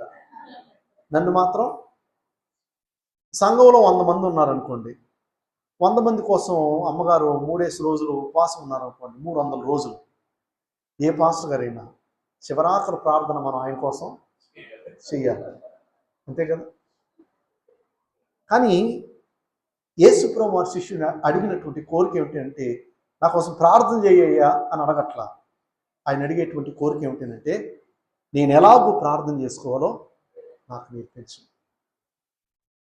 ఇది మనం అడగాల్సినటువంటి దృక్పథం, అడగాల్సినటువంటి విధానం. అమ్మా మేము ఎలాగూ ప్రార్థన చేసుకోవాలి, ఈ కష్టంలో ఉన్నాము, ఈ కష్టంలో మేము ఎలాగూ ప్రార్థన చేసుకోవాలి, ఇగో ఎంత నష్టం జరిగింది మాకు, ఈ నష్టంలో మేము ఎలాగో ప్రార్థన చేసుకోవాలి. మనం అలాగ అడగం, మీరే ప్రార్థన చేయండి. ఫాస్ట్ ఫుడ్ సెంటర్లు వచ్చాయి మనకి. మీ ఊర్లో కర్రీ పాయింట్లు వచ్చాయా? ఇంకా రాలేదా? ధన్యులు మీరు, దేవునికి స్తోత్రం, హల్లెలూయా. 2009లో మొట్టమొదటిసారి నేను అమెరికా వెళ్ళాను. వెళ్ళేటప్పటికి అక్కడ ఉన్నటువంటి విధానం నాకు అప్పుడు కొత్తగా అనిపించింది. ఫస్ట్ టైం 2009లో వెళ్ళాను. శనివారం ఆదివారం ఎవ్వరు కూడా ఇంట్లో వంట చేసుకోరు, 100% ఐ కెన్ సే. ఏమిటంటే వాళ్ళు వారం అంతా కష్టపడతారు, మామూలు కష్టం కాదు. మనం ఇక్కడ పని చేసినట్టుగా నటిస్తాము, అక్కడ వాళ్ళు ఖచ్చితంగా పని చేసి తీరాలి, అందులో ఇంకా వేరే క్వశ్చన్ లేదు. 9 అంటే 9కి 1 నిమిషం ముందే ఉండాలి తప్ప 1 నిమిషం దాటినా అక్కడ ఫైర్ అవుతారు. సో అంత కఠినంగా పని చేయాలి అక్కడ. కనుక వాళ్ళు అలసిపోయి వీకెండ్ వచ్చేటప్పటికి ఎవ్వరూ కూడా సాధారణంగా ఇళ్లల్లో ఉండరు, ఏదో ఒక ప్లేస్కి వెళ్ళిపోతారు. ఒకవేళ క్రైస్తవులు అయితే తప్ప ఆదివారం మందిరానికి వెళ్ళాలి కాబట్టి ఎక్కడికి వెళ్ళరు, అది కూడా లాంగ్ వీకెండ్ అయితే వాళ్ళు ఉండరు. సో అలాంటి పరిస్థితుల్లో అందరూ కూడా రెస్టారెంట్లోనే తింటారు, హోటల్స్లోనే తింటారు. నాకు ఫస్ట్లో విచిత్రంగా అనిపించేది. తర్వాత రాను కాలం చూస్తే ఇండియాలో కూడా ఎవరు వంటలు చేయట్లా, అమెరికాలోనే అనుకున్నాను. ఇండియాలో వంటలు చేసేలాగైతే ఇన్ని కర్రీ పాయింట్లు ఎందుకు ఉంటాయి? ఏమండి, విజయవాడలో చూడండి, లేకపోతే సత్తెనపల్లిలో చూడండి, వైజాగ్లో చూడండి, ఎక్కడ చూసినా కూడా కర్రీ పాయింట్లు, ఫాస్ట్ ఫుడ్ సెంటర్లు. వీళ్ళు ఉల్లిపాయ కోసుకోరు, వీళ్ళు తాలింపు పెట్టరు, వీళ్ళు స్టవ్ దగ్గర నించోరు, వీళ్ళు ఏం కలపరు. వాడు ఎవడో వండుతాడు, వాడు ఎలా వండుతాడో ఏ చేతులతో వండుతాడో మనకు అనవసరం. వాడు తెచ్చి మన ముందు పెడతాడు, మనం చక్కగా తినేసి వాడికి బిల్లు కట్టేస్తాం. ఓ ఇడ్లీయో ఒక దోశో లేకపోతే ఇంకోటో. మనమైతే కనుక చేసుకునే పరిస్థితి లేదు ఇండియాలో చాలా చోట్ల. మీరు ఇంకా లోపలికి ఉన్నారు కాబట్టి దేవుడి దయ వల్ల మీకు ఇంకా ఆ సాంప్రదాయం రాలేదు. క్రైస్తవ్యం కూడా ఫాస్ట్ ఫుడ్ సెంటర్ లాగా తయారైంది. మనం చదవట్లేదు, మనం ధ్యానించట్లేదు, మనమేమి కూడా సమయాన్ని స్పెండ్ చేయట్లేదు. కానీ ఎవరో వస్తారు, ఆయనే చదువుకుంటాడు, ఆయనే ధ్యానం చేస్తాడు, ఆయన వచ్చి మనకు చెప్తాడు, మనం వినేసి పట్టుకెళ్ళిపోతాం. క్రైస్తవ్యం కూడా ఫాస్ట్ ఫుడ్ సెంటర్ లాగా తయారైంది. కానీ బెరయ అనేటువంటి సంఘం ఒకటి ఉంది బైబిల్లో. వాళ్ళు ఏం చేసేవారు అంటే, ప్రతిదినము అపోస్తుల యొక్క బోధ వాక్యానుసారంగా ఉందో లేదో అని చెప్పి ప్రతిదినము వాళ్ళు ఏం చేసేవారట, లేఖనములను పరిశోధించిరి. They search the scriptures. వాక్యం ఆ విధంగా ఉందా లేదా. ఈయన ఇంత పొడవున్నాడు, ఇంత లావు ఉన్నాడు కాబట్టి మా అయ్యగారు ఏది చెప్పినా కరెక్టే అనుకోవడం అనేది చాలా తప్పు సిద్ధాంతం. అలా ఉన్నదో లేదోనని ఎవరైనా మాట్లాడినవ్వండి, ఎవరైనా వాక్యం చెప్పనివ్వండి, సూటు బూటు వేసుకురానివ్వండి, టై కట్టుకోనివ్వండి, లేకపోతే పెద్ద కార్లలో రానివ్వండి, వారు చెప్పింది ఆ విధంగా ఉందా లేదా అని చూడాల్సిన కనీస బాధ్యత క్రైస్తవ సంఘం మీద, విశ్వాసుల మీద ఉంది. ఈ రోజున ఏమైపోయింది అంటే మా అయ్యగారు ఇలాగే చెప్పారు కాబట్టి మేము ఇలాగే చేస్తాం, మా అయ్యగారు ఇలాగే నేర్పారు కాబట్టి మేము ఇలాగే చేస్తాం, వాక్యంలో ఎలా ఉంది కదయ్యా అంటే వాక్యంతో మాకు పని లేదు, మా అయ్యగారు ఏది చెప్పారో అదే మేము చేస్తాం. వింటున్నారా? అయ్యగారుల భజన ఎక్కువైపోయింది. పిల్లరా, సేవకుల్ని కాపరుల్ని మనము గౌరవించాలి, కానీ దేవుణ్ణి మాత్రమే పూజించాలి. వింటున్నారా? అయ్యగారుల్ని గౌరవిద్దాం, కానీ పూజించాల్సింది ఎవరిని? దేవుణ్ణి పూజించాలి. ఇప్పుడు ఏమైపోయింది అంటే ఈ టెక్నాలజీ యుగంలో దేవుని యొక్క ప్లేస్ని పక్కన పెట్టి ఆ ప్లేస్లోకి అయ్యగారులను తీసుకుని వస్తున్నాం. సో యేసు ప్రభు యొక్క శిష్యుడు అడుగుతున్న మాట ఏమిటంటే, ప్రభువా మేము ఎలాగో ప్రార్థన చేసుకోవాలో మాకు నేర్పించు. ఒక యోగ్యమైన కోరిక దేవుని యొక్క యేసు ప్రభు యొక్క శిష్యుడు అడుగుతూ ఉన్నాడు. మనందరికీ కూడా రకరకాల కోరికలు ఉంటాయి. ప్రతి మనిషి కోరిక డిఫరెంట్గా ఉంటుంది. ఏమండి, ఒకవేళ జగన్మోహన్ రెడ్డి గారిని అడిగితే అయ్యా మీ కోరిక ఏమిటి అని అంటే అని ఏమంటాడు? 26, 27 స్కిప్ అయిపోతే 28 త్వరగా వస్తే బాగుందని చూస్తాడు ఆయన. ఎందుకని? కుర్చీ. లోకేష్ గారిని అడిగామనుకోండి, ఆయన ఏం చెప్తాడు? ఈయన ఇప్పుడప్పుడే ఖాళీ చేసేలాగా లేడు పెద్ద ఆయన, ఎప్పుడెప్పుడా మా నాన్న లెగిస్తే అందులో కూర్చుందామని ఆయన కోరిక. ప్రతి మనిషికి ఒక కోరిక. ఈ సంవత్సరమైన పెళ్ళి అవ్వకపోతుందా అని కొంతమంది కోరిక, ఈ సంవత్సరమైన వీసా రాకపోతుందా అని కొంతమంది కోరిక, ఈ సంవత్సరమైన ప్రమోషన్ రాకపోతుందా అని కొంతమంది కోరిక. పూర్వకాలం ఒక స్టోరీ విన్నాను, మీలో చాలామందికి బహుశా తెలిసే ఉండొచ్చు అని అనుకుంటున్నాను. ఏమిటా స్టోరీ అని అంటే, హిమాలయాల్లోకి వెళ్ళి ఒక భక్తుడు కఠోరమైన తపస్సు చేశాడట, దీక్ష. ఎంత కఠినమైన తపస్సు అంటే ఆయన గెడ్డం నేలకు అంటుకునే అంతగా పెరిగిపోయి అంత విస్తృతమైనటువంటి కఠినమైన దీక్ష చేస్తే కొన్ని సంవత్సరాలకి భగవంతుడు అనేవాడు ప్రత్యక్షమయ్యాడట.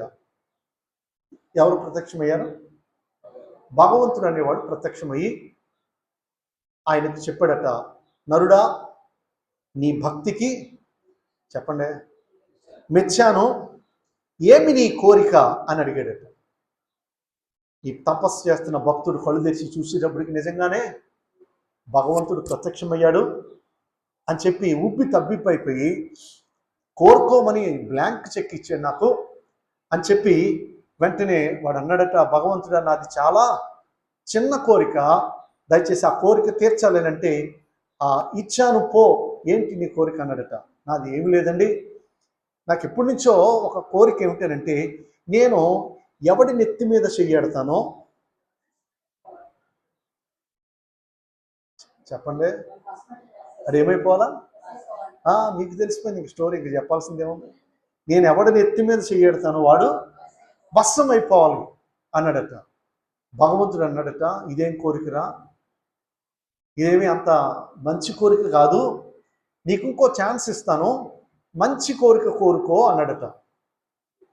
అంటే భక్తుడు అన్నాడట, నాకు మంచి కోరిక కాదు ఏమీ కాదు, నాకు ఇదే కావాలన్నాడట. ఇదేంట్రా, 2028లో ఏ ఎమ్మెల్యేనో ఎంపీ పదవు అడగచ్చు కదా, ఏ మినిస్టర్ అడగచ్చు కదా, ఎవడి నెత్తి మీద చేయడితే వాడు భస్మం అయిపోవాలి, ఇదేమి చండాలపు కోరికరా అన్నాడట. అంటే భక్తుడు సీరియస్ అయ్యాడట. భక్తుడు సీరియస్ అయిపోయాడు.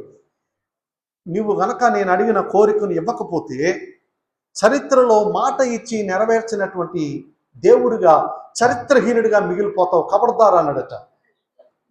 భగవంతుడు అన్నాడట, నేను ఇచ్చిన మాటలో ఎంత అర్థం ఉందటరా నాకే తెలీదు. ఇంకా వాడి బాధపడలేక భగవంతుడు అన్నాడట, సరే ఇచ్చాను పో అన్నాడట. ఏమన్నాడు చెప్పండి అందరూ, ఏమన్నాడు? ఇచ్చాను పో అన్నాడట. భక్తుడు కొంచెం తెలివైనడు ఏమన్నాడట, అయ్యా నువ్వు ఇచ్చాను పో అని నీవు వెళ్ళిపోతావు, నువ్వు మళ్ళా ప్రత్యక్షం అవ్వాలంటే ఇంకో 30 సంవత్సరాలు పడుతుంది నాకు. కనుక ఇక్కడ నువ్వు ఇచ్చిన వరం పనిచేస్తుందో లేదో టెస్ట్ చేద్దామంటే ఎవడో కనపడట్లేదు. హిమాలయాల్లో ఎవడుంటాడు? ఇక్కడ ఎవడో కనపడతలేదు. ఎక్స్క్యూజ్ మీ, కొంచెం ముందుకు రండి అన్నాడు. దేనికోసం? టెస్ట్ చేసుకోవాలి కదా, అవునా? మొన్న మా పాస్టర్ గారు ఒక షాప్కి వెళ్ళి 2 చీరలు కొనుక్కొచ్చారు. ఇంటికి వచ్చారు, చూసుకుంటే కన్నాలు ఉన్నాయి దాన్ని. నేను అన్నాను, మరి అక్కడే టెస్ట్ చేసుకోపోయేవా అన్నాను. ఏమండి, ఈయన కూడా మరి ఇది పనిచేస్తుందో లేదో టెస్ట్ చేసుకోవాలా, ఎక్స్క్యూజ్ మీ కొంచెం ముందుకు రండి అన్నాడట. ఎందుకురా అన్నాడట భగవంతుడు. ఇది పనిచేస్తుందో లేదో. అప్పుడు భగవంతుడికి అర్థమైంది, వీడు నాకే ఎసరా పెట్టాడు, నా సంగతి ఏంటో వీడు మొత్తం నన్ను బూడి చేసేయడానికి ప్లాన్ చేసాడని చెప్పి భగవంతుడు రన్నింగ్ అట, భక్తుడు వెనకాల చేజింగ్ అట. భగవంతుడు ముందు రన్నింగ్, రే రాకు ఆగు అంటున్నాడట. భక్తుడేమో భగవంతుడు ఉండు ఒక్క నిమిషం అంటున్నాడట. ఇద్దరు పరిగెడుతున్నాడు, ముందు భగవంతుడు వెనకాల, చెప్పండి, ముందు భగవంతుడు వెనకాల భక్తుడు. ఇద్దరికి ఆయాసం వచ్చి ఒక చోట ఆగారట. సరే, నీకు ఇది చాలా అవసరమని నాకు అర్థమైపోయింది. ఇది కనుక నీకు పనిచేయాలంటే, ఈ వరం కనుక నీకు పనిచేయాలంటే నీవు తలారా స్నానం చేస్తే తప్ప ఇది నీకు పనిచేయదు. మరి ఆ రోజుల్లో ఏమున్నాయో, చిక్ షాంపూ ఇచ్చాడో, ఆల్ క్లీర్ ఇచ్చాడో, ఏమిచ్చాడో, మొత్తానికి ఆడు పక్కనే సరస్సు ఉంటే అక్కడికి వెళ్ళి తల స్నానం చేయడానికి ఆడు వస్త్రం అక్కడ పెట్టి భగవంతుని కాపలా పెట్టి స్నానం చేయడానికి వెళ్ళేటట. తల స్నానం చేయాలంటే ఏం చేయాలా? ఏమండే, మీరు ఎవరు తలస్నానం చేయరా? ఏం చేయాలి? తలస్నానం చేయాలంటే ఎవడ చెయ్యి ఆడు నెత్తి మీద పెట్టుకుంటే ఆ క్రమంలో వాడికి వాడే భస్మం అయిపోయాడు అన్నది ఒక స్టోరీ. ఇది నిజమో కాదో నాకు తెలియదు, యూట్యూబ్లో మళ్ళీ దీన్ని పెట్టాలి. దేవునికి స్తోత్రం. అర్థమవుతుందా? కానీ యేసు ప్రభు వారు శిష్యుడు అడిగిన కోరిక ఎంత మంచి కోరిక అంటే, ప్రభువా మేము ఎలాగో ప్రార్థన చేసుకోవాలో మాకు నేర్పించు. ఆ రోజుల్లో కనుక మనముంటే, అయ్యా నీళ్లను ద్రాక్షారసంగా మార్చావు కదా, ఆ కిటికీ ఏదో చెప్తే మేము విజయవాడ బెంచ్ సర్కిల్లో ఎక్కడో మంచి డిస్టిలరీ పెట్టుకునేవాళ్ళం, ఫ్రూట్స్ షాప్ పెట్టుకుంటాము అని చెప్పి ఆ రహస్యం ఏదో అడిగేవాళ్ళం. అయ్యా 5 రొట్టెలు 2 చిన్న చేపలు, పెద్ద చేపలు కూడా కాదు. వాసు గారు చేపలకి వెళ్ళారట, తెచ్చారు, తెచ్చారా? స్తోత్రం. 5 రొట్టెలు 2 చిన్న చేపలు ఎంతమందికి పంచారు? 5,000 మంది పురుషులకి. అది ఎలాగ చేసావో చెప్తే మేము కూడా ఫాస్ట్ ఫుడ్ సెంటర్ పెట్టేసి కోట్లు సంపాదిస్తాం. చనిపోయిన లాజర్ని 4 రోజుల తర్వాత బ్రతికించారే, ఆ కిటికీ ఏదో చెప్తే మేము కూడా సూపర్ స్పెషాలిటీ హాస్పిటల్ పెట్టి విస్తారమైన డబ్బు సంపాదించి మళ్ళీ మీ సేవ చేస్తాం. మళ్ళీ ఇదొక కార్డు ఉంటుంది మన దగ్గర, మరలా సేవ చేస్తాం. ఏమీ అడగలేదండి. ఆ శిష్యుడు అడిగిన శ్రేష్టమైన కోరిక ఏమిటంటే, lord teachers how to pray. మేము ఎలాగో ప్రార్థన చేసుకోవాలో మాకు నేర్పించు, అంతే చాలు. అసలు అది వస్తే ఇవన్నీ వచ్చేసినట్టే. దేవునికి స్తోత్రం కలుగునుగా. హల్లెలూయా. అసలు అది వస్తే ఇవన్నీ వచ్చేసినట్టే. మూమూరు దేవదాసయ్య గారి యొక్క జీవిత చరిత్ర చదివాను నేను. మీరు ఎంతమంది చదివారో లేదో నాకు. ఎంత అద్భుతమైనటువంటి సూచక్రియలు, ఆశ్చర్య కార్యాలు అయ్యా. ఆ జీవిత చరిత్ర, అయ్యగారి జీవిత చరిత్ర చదువుతుంటుంటే మనకు ఎంత రోషం, ఎంత సవాలుగా ఉంటుందో. ఇలాంటి ఒక వ్యక్తి భూమి మీద మనలాగా జీవించాడు, మనం ఎందుకు జీవించలేకపోతున్నాం అన్నటువంటి ఒక సవాలుకరమైనటువంటి ఆ పర్సెప్షన్ అనేది మనకు వస్తుంది. మాకు ప్రార్థన చేయడం నేర్పించండి. అందుకు ఆయన ఏం చెప్పాడనంటే, మత్తయి సువార్త 6వ అధ్యాయం 9వ వచనం చదువుదాం. మత్తయి సువార్త 6వ అధ్యాయం 9వ వచనం. కాబట్టి మీరు ఎలాగూ ప్రార్థన చేయండి. చాలండి. ప్రార్థన చేయడానికి ఒక పద్ధతి అనేటువంటిది ఉండాలి. There is a proforma, there is a fundamental things that we have to follow. మనము పరిగణలోకి తీసుకోవాల్సినటువంటి కొన్ని నియమ నిబంధనలు అనేటువంటివి మనము ఫాలో కావాలి, అనుసరించాలి. కాబట్టి మీరు ఇలాగూ ప్రార్థన చేయండి. నా అంతట నేను ఒక్కడనే రుద్రవరం వస్తున్నాను అనుకోండి, అక్కడ ఎవరినో అడుగుతాను అమరావతి దగ్గర, అయ్యా నేను రుద్రవరం వెళ్ళాలి, ఎలా వెళ్ళాలి అని అంటే ఆ ఊరు తెలిసినోడు నాకు ఏం చెప్తాడు, అయ్యా మీరు ఇలాగ వెళ్ళి తిన్నగా నేరుగా వెళ్ళండి, అక్కడికి వెళ్ళిన తర్వాత అక్కడ ఒక మర్రి చెట్టు ఉంటుంది, అక్కడ నుంచి ఎడం ప్రక్కకు వెళ్ళండి అని కొన్ని డైరెక్షన్స్ చెప్తారు. మరి మీరు నేరుగా వెళ్ళండి అని చెప్పినప్పుడు మనం నేరుగా వెళ్లకుండా ప్రక్కకు వెళ్ళిపోయాం అనుకోండి, అవునా, చుట్టూ తిరిగి ఎప్పుడుకో చేరతాం. దేవుడి దేవుని అందులో పూర్తిగా పెట్రోల్ ఉంటే దేవుడి స్తోత్రం, లేకపోతే తోసుకుని రావాలి. సో మీరు ఎలాగ పడితే అలాగ ప్రార్థన చెయ్యొద్దు. మీరు ఎలాగూ ప్రార్థన చేయండి అంటే అర్థం ఏంటనమాట, మీరు ఎలాగ పడితే అలాగూ ప్రార్థన చేయొద్దు. ప్రార్థన చేసేటప్పుడు ఈ స్టెప్స్ మీరు ఫాలో అవ్వండి. ప్రార్థన చేసేటప్పుడు ఈ యొక్క ఫండమెంటల్ మౌలికమైనటువంటి సూత్రాలు మీరు అనుసరించాలి. ఏమిటి ఆ ప్రాథమిక సూత్రాలు అని అంటే, మీరు ప్రార్థన చేసేటప్పుడు ఏం చేయాలో తెలుసా?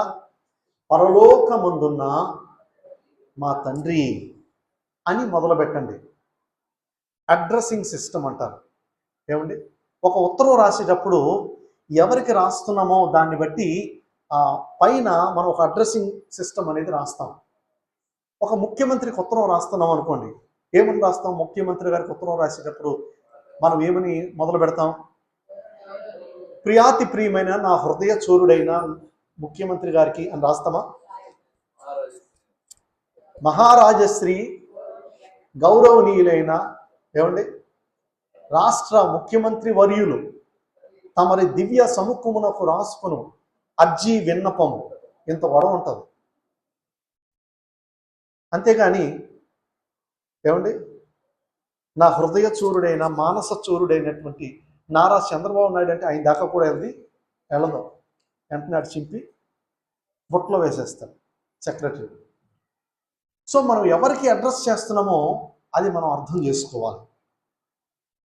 కూతురికి ఉత్తరం రాసేటప్పుడు ఒకలాగా రాస్తాం, భార్యకు ఉత్తరం రాసేటప్పుడు ఒకలాగా రాస్తాం, స్నేహితుడికి రాసేటప్పుడు ఒకలాగా రాస్తాం, అధికారికి రాసేటప్పుడు ఒకలాగా రాస్తాం.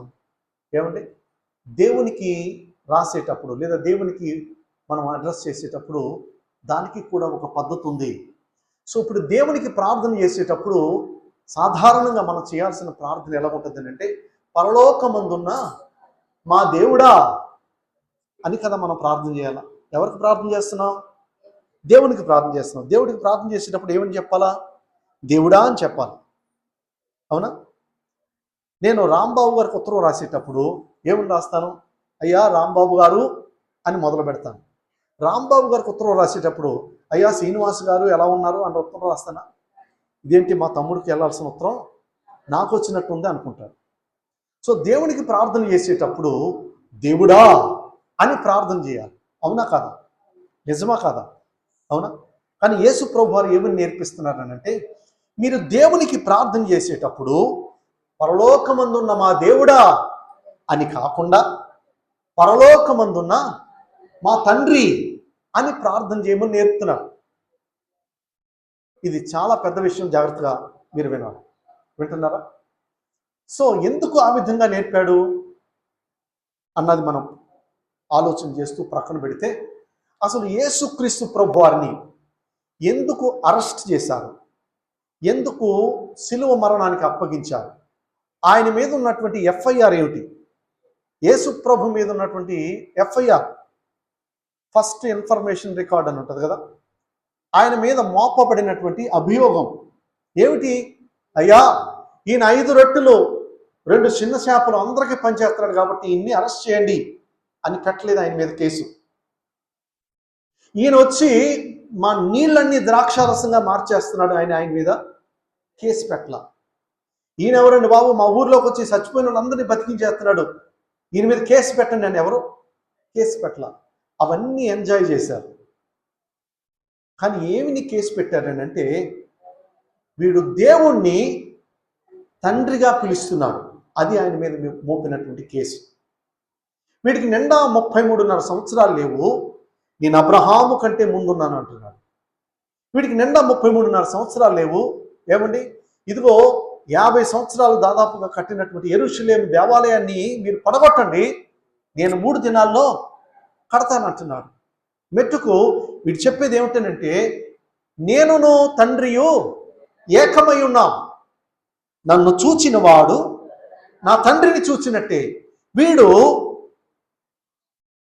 మరియా యోసేపుల కుమారుడుగా ఉన్నాడు. అసలు వీడి బ్యాక్గ్రౌండ్ ఏంటో మాకు తెలుసు. యేసు ప్రభు ఎక్కడ పుట్టాడో, నజరేతు నుంచి ఎలాగొచ్చాడో, ఆయన పరిస్థితులు ఏమిటో అన్నీ మాకు తెలుసు. కానీ వాడు ఏం చెప్పుకుంటున్నాడు అంటే, నేను దేవునితో సమానుండని తను తాను హెచ్చించుకుని దేవదూషణ చేస్తున్నాడు, బ్లాస్ఫమీ. నన్ను చూచిన వాడు నా తండ్రిని చూసి, నేనేం మాట్లాడుతున్నానో నా అంతట నేను మాట్లాడడం లేదు, నా తండ్రి ఏది చెప్తే అది నేను మాట్లాడుతున్నాను. నా తండ్రి ఎక్కడికి పంపిస్తే నేను అక్కడికి వెళుతున్నాను. నన్ను చూచిన వాడు తండ్రిని చూచినట్టే. సో ఇది ఆయన మీద మోపబడిన అభియోగం. సో అదే పరిస్థితిని తన శిష్యులకు కూడా బోధిస్తున్నాడు. మీరు కూడా ఏమనాలంటే, పరలోకమందున్న మా దేవుడు అని కాదు, పరలోకమందున్న మా తండ్రి, పరలోకమందున్న మా తండ్రి. వీళ్ళ యేసు ప్రభుకి తండ్రి అయితే మనకి కూడా తండ్రే. అర్థమవుతుందా? సో ఎందుకు తండ్రి అని పిలవాల్సి వచ్చింది? యేసుక్రీస్తు ప్రభు వారిని యేసుక్రీస్తు ప్రభు చెప్పినట్టుగా మనం ఎందుకు చేయాలి? అలా చేయగలగడానికి ఉండాల్సినటువంటి అర్హత ఏమిటనంటే, నీవు దేవుణ్ణి తండ్రి అని పిలవాలి అని అంటే, మొట్టమొదట దేవునితో కుమార్తెల సంబంధాన్ని మనము కలిగి ఉండాలి. వింటున్నారా? మనం ఎవరిని పడితే వాడిని డాడీ అని పిలవం, ఎవరిని పడితే వాడిని నాన్న అని పిలవం. మనకు ఎవరైతే రక్తాన్ని పంచి ఇచ్చారో వాళ్ళను మాత్రమే తండ్రి అని పిలుస్తాం. మనకు జన్మనిచ్చిన వాళ్ళు మనకు తండ్రిగా ఉంటారు. సో వాళ్ళనే తండ్రి అని పిలుస్తాం. ఒకవేళ అమితాబ్ బచ్చన్ మన ఊరు వచ్చాడు అనుకోండి, అనిల్ అంబానీ మన ఊరు వచ్చాడు అనుకోండి, ఆ దగ్గరికి వెళ్ళి డాడీ ఎప్పుడు వచ్చారు అన్నారు అనుకోండి, సెక్యూరిటీ వాళ్ళతోటి ఈడ్చేవాడికి వాడేస్తాం. ఆయన అంత పొడవు ఉన్నాడని, లేకపోతే ఈయనకి ఇంత ఆస్తి ఉందని ఎవరిని పడితే వాడిని మనం డాడీ అంటే వాళ్ళు ఒప్పుకోరు. ఎవరైతే తమ రక్తాన్ని పంచి మనకిచ్చి జన్మకు కారణమవుతారో వాళ్ళు మాత్రమే మనకు తండ్రి ఉంటారు. హల్లెలూయా. మరి యేసు దేవుణ్ణి తండ్రి అని పిలుస్తున్నాడు. మనము దేవుణ్ణి తండ్రి అని పిలవాలంటే మనం ఏం చేయాలి? మనము కూడా యేసు రక్తములో కనుక కడగబడినట్లయితే మనకు కూడా దేవునితో తండ్రి కుమారుల సంబంధం ఏర్పడుతుంది. చప్పట్లు కొట్టి ప్రభువుని నమ్ముతాం.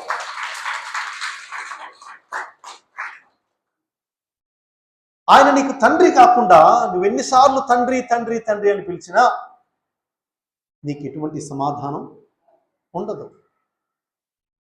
ఇప్పుడు బయట పిల్లోడు కెవ్వని ఏడుస్తున్నాడండి, మనందరికీ వినపడదా? కానీ ఒకళ్ళు మాత్రం పరిగెత్తుకుని వెళ్ళిపోతారు. ఎవరు?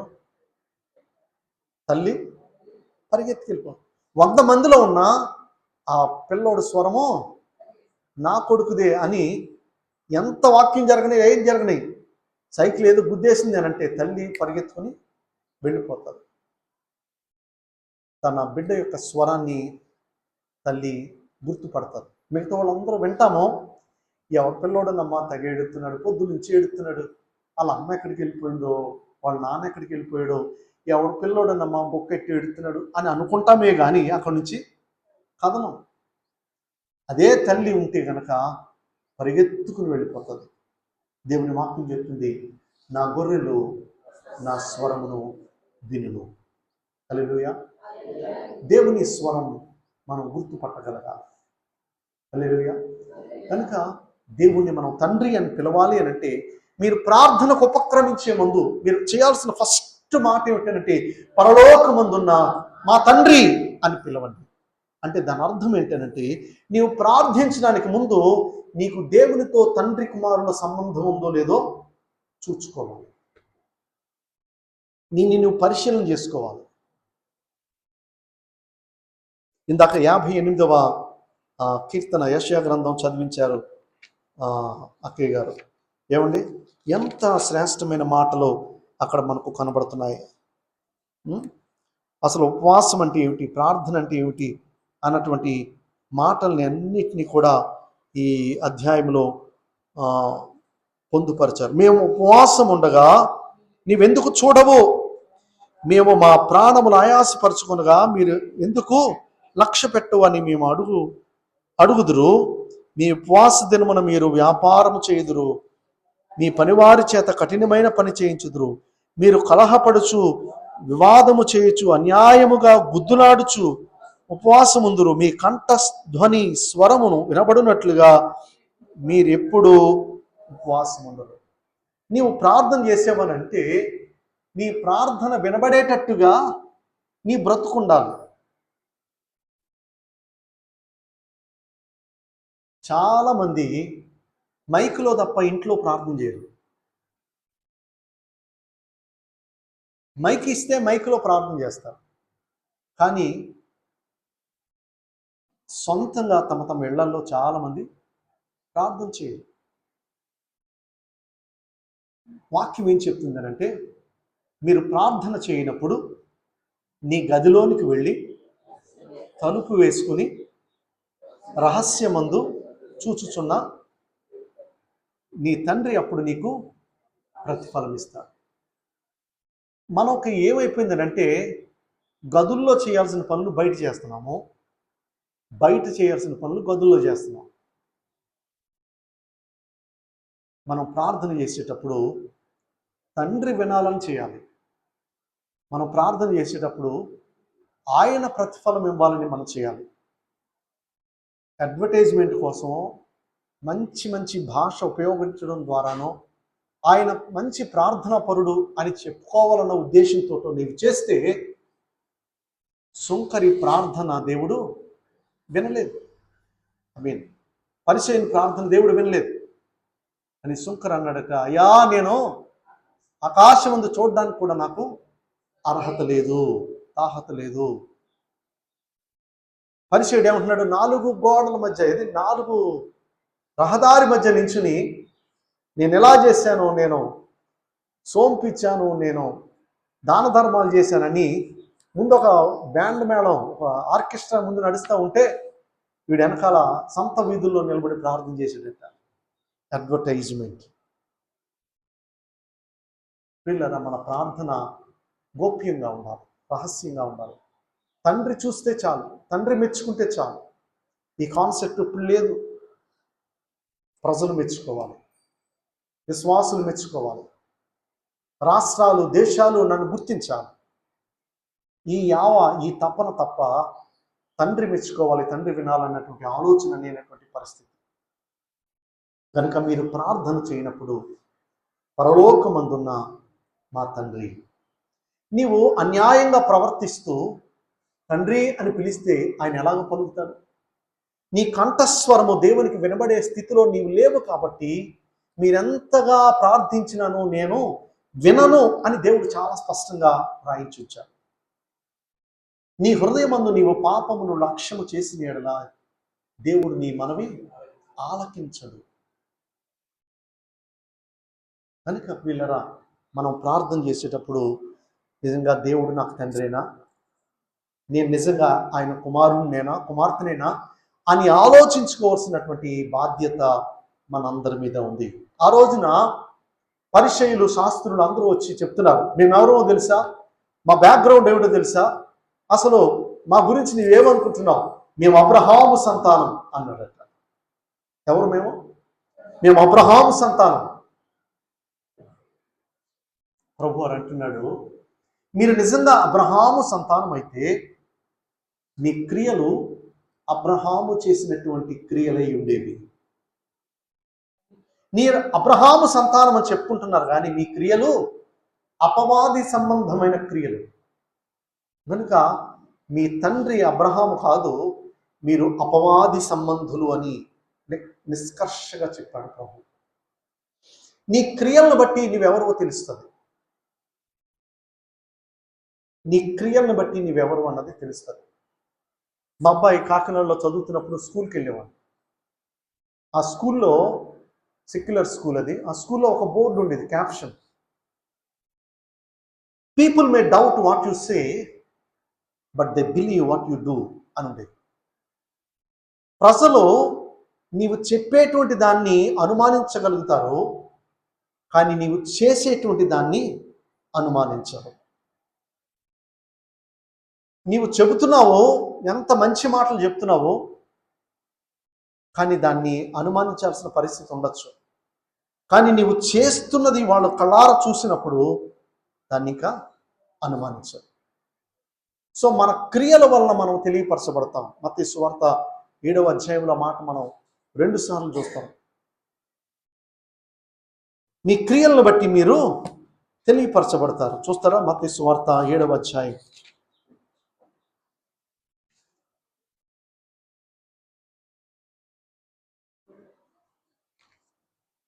16వ వచనం చదవండి. వారి ఫలము వలన మీరు వారిని తెలుసుకొందురు.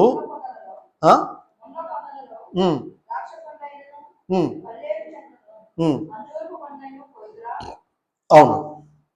తర్వాత ఇంకొకసారి ఇంకో చోటు ఉంటుంది చూడండి.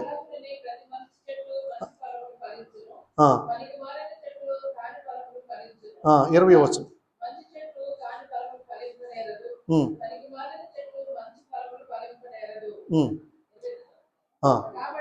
కాబట్టి మీరు వారి ఫలముల వలన వారిని తెలుసుకుందరు. 16వ వచనం కూడా అదే మాట.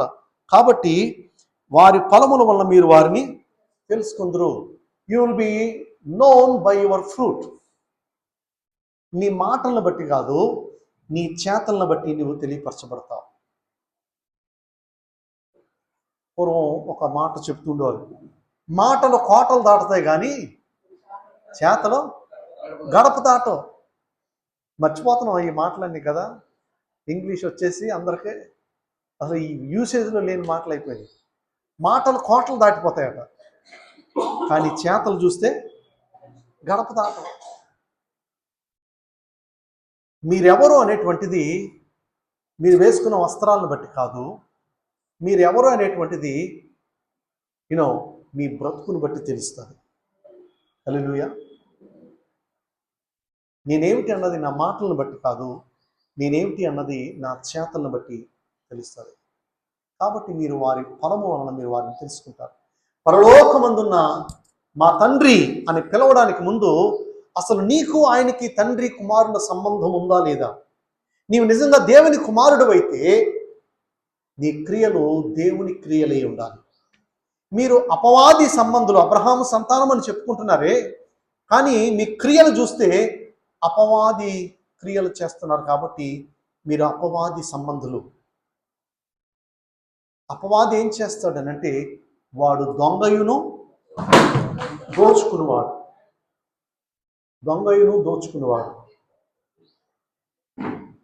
అపవాది దేనికి వస్తాడనంటే వాడు దొంగతనమును నాశనమును చేయడానికి వస్తాడు. అపవాది ఎందుకు వస్తాడు? నాశనం చేయడానికి వస్తాడు, పాడు చేయడానికి వస్తాడు. కనుక మన క్రియలు మనం క్రైస్తవులమా లేకపోతే క్రైస్తవేతరులమా అన్నది తెలియచేస్తుంది మన బ్రతుకు, మన క్రియలు. అందుకని ప్రభువారు చెప్తున్నటువంటి మాట ఏమిటంటే మీరు ప్రార్థన చేయనప్పుడు ఇలాగూ ప్రార్థన చేయండి. మొట్టమొదటి ఏమిటంటే నీవు ప్రార్థన చేసేటప్పుడు దేవుడు నీకు తండ్రిగా ఉన్నాడా లేదా అని ఆలోచించుకో. దేవుని కుమారుడు అయితే, దేవుని కుమార్తెవైతే ప్రభు యొక్క మనస్సు నీవు కలిగి ఉండాలి. దేవుని యొక్క ఆలోచనల చేత నీవు నింపబడి ఉండాలి. దేవుని యొక్క లక్షణాలని నీవు కలిగి ఉండాలి. నీవు దేవుని కుమారుడు అయితే దేవుని లక్షణాలు నీలో ఉండాలి. ఏమండి, అనిల్ అంబానీ గురించి చెప్పాను. ఎంతమందికి తెలుసు? మన ఆసియాలోనే అతి పెద్ద ధనవంతుడు ఆయన. ఆయనకి ఇండియాలో ఉన్నటువంటి ఇంటిలో ఆయన కరెంటు బిల్లు నెలకి 60 లక్షలు వస్తుందట. కరెంటు బిల్లు 60 లక్షలు వస్తుందట, నేను విన్నది. I don't know. అంత ధనవంతుడు.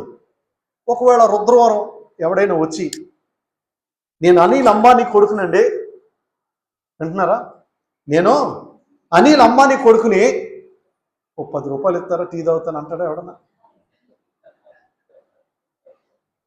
చెప్పడం ఎవరి పేరు చెప్తున్నాడు? అనిల్ అంబానీ. ఇండియాలో కాదు, ఆసియాలో ఆ మొత్తం ఆస్తిపరుడు పేరు చెప్తున్నాడు. వాడు అడిగే మాట ఏమిటి?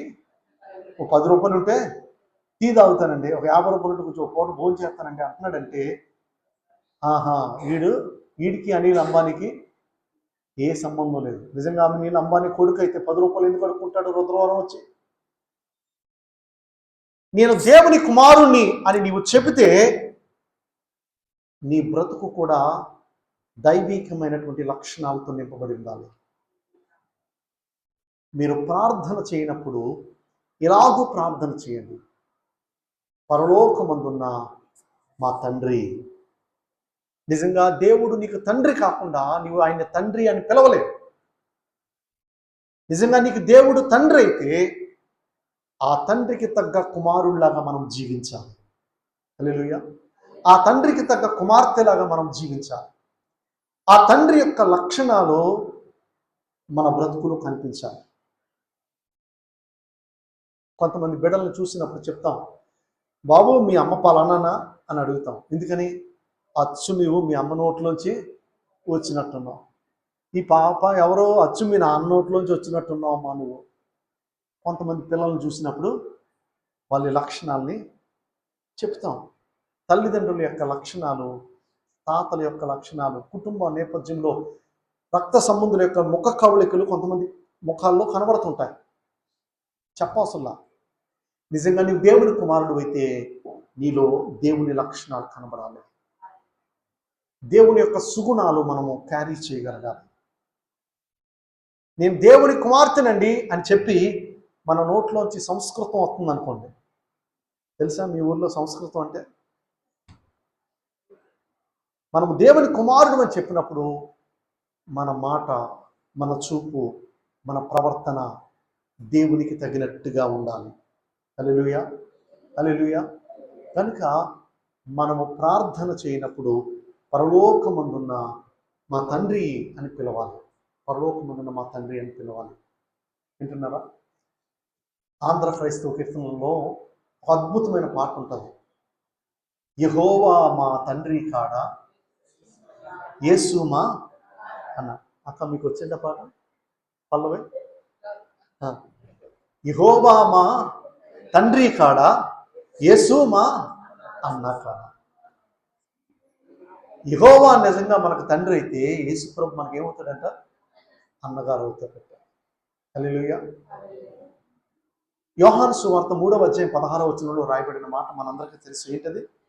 దేవుడు లోకమును ఎంతో ప్రేమించెను కాగా తన అద్వితీయ కుమారునిగా పుట్టిన వాని యందు విశ్వాసం ఉంచు ప్రతివాడును నశింపక నిత్య జీవం పొందినట్లు దేవుడు ఆయనను అనుగ్రహించాడు. అద్వితీయుడు అంటే అర్థం ఏంటన్నమాట? ఒక్కడే.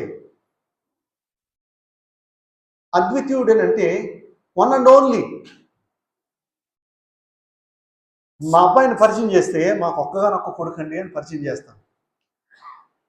అదే రాంబాబు గారిని పరిచయం చేయమంటే ఏమంటారు? ఈమె మా పెద్దమ్మాయి అండి, ఈమె మా చిన్నమ్మాయి అండి అని పరిచయం చేస్తారు. నాకు ఒక్కడే కొడుకున్నాడు, రాంబాబు గారు పరిచయం చేశారు కాబట్టి ఇదిగోండి మా పెద్ద కొడుకు అని పరిచయం చేశాను అనుకోండి, నాకు ఉన్నవాడిని. ఇంకా ఉన్నారేమోనన్నా డౌట్ వస్తుంది. యేసు ప్రభుని ఒక్కగానొక్క కొడుకుగా పరిచయం చేశాడు యోహాను గారు. అద్వితీయ కుమారుడు. అద్వితీయుడు అంటే అర్థం ఏంటంటే ద్వితీయత లేనివాడు. ద్వితీయత లేనివాడు అద్వితీయుడు. ఒక్కడే అయినటువంటి తన ఒక్కగానొక్క కుమారుడు. ద ఓన్లీ బిగాటెన్ సన్ అని ఉంటుంది ఇంగ్లీష్లో.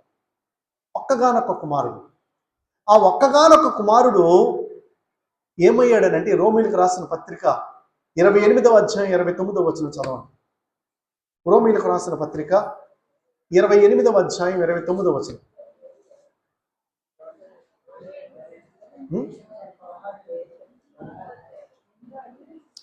8వ అధ్యాయం 29వ వచనం.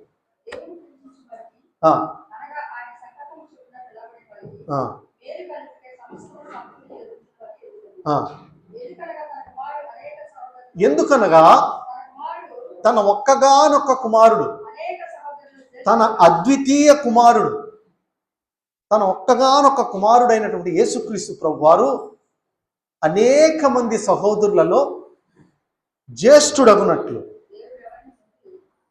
ఒక్కగానొక్క కొడుకు జ్యేష్ఠుడు ఎలా అవుతాడు?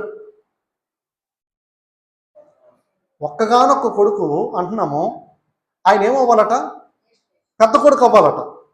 పెద్ద కొడుకు అవ్వాలంటే ఏం చేయాలా? ఇంకా ఉండాలి. హల్లెలూయా. సో తన ఒక్కగానొక్క కొడుకు, తండ్రి యొక్క కోరిక ఏమిటంటే, తండ్రి యొక్క ఇష్టం ఏంటంటే, నాకున్న ఒక్కగానొక్క కొడుకు వాడు జ్యేష్ఠుడు అవ్వాలి, పెద్ద కొడుకు అవ్వాలి అని అంటే, యేసయ్యను జ్యేష్ఠుడిగా చేయగలగడం నీ చేతుల్లో, నా చేతుల్లో ఉంది. మనము గనక నిజంగా పరలోకం వెళితే మనందరిలోకి యేసయ్య పెద్ద కొడుకు అవుతాడు. దేవునికి మహిమ కలుగునుగాక. హల్లెలూయా. గట్టిగా చదవడం. సో ఒక్కగానొక్క కొడుకుగా వచ్చాడు. ఆయన రక్తంలో మనం కడగబడగలిగినట్లయితే దేవుడు మనల్ని కుమారులుగా, కుమార్తెలుగా స్వీకరిస్తాడు. అప్పుడు ఆయన జ్యేష్ఠుడవుతాడు, మనం ఆయనకు సహోదరులం అవుతాం. అందుకని యెహోవా మా తండ్రి కాడ, యేసుడు మా అన్న కాడ. అప్పుడు యెహోవా మనకు తండ్రి అవుతాడు, అప్పుడు యేసయ్య మనకు అన్నయ్య అవుతాడు. యేసు రక్తంలో కడగబడితే దేవుని రక్షణలు మనకు వస్తాయి. దేవుని మనం తండ్రి అని పిలవగలుగుతాం. మనం మన ఫిజికల్గా, మన శారీరకమైన తల్లిదండ్రులకు పుట్టినప్పుడు వారి యొక్క పోలిక మనకు ఎలాగొస్తుందో, ఆత్మీయంగా శిలువ రక్తంలో కనుక మనం కడగబడినప్పుడు దేవుని యొక్క పోలిక మనకు వస్తుంది. అలా వచ్చినప్పుడు మాత్రమే మనం ధైర్యంగా పరలోకమందున్న మా తండ్రి అని మనం ప్రార్థన చేయగలుగుతాము. అటువంటి కృప దేవుడు మనందరికీ దయచేయను గాక. ఆమేన్. తల వంచుదాం, కళ్ళు మూసుకుందాం, ప్రార్థన చేద్దాం. తల వంచుదాం, కళ్ళు మూసుకుందాం, ప్రార్థన చేద్దాం.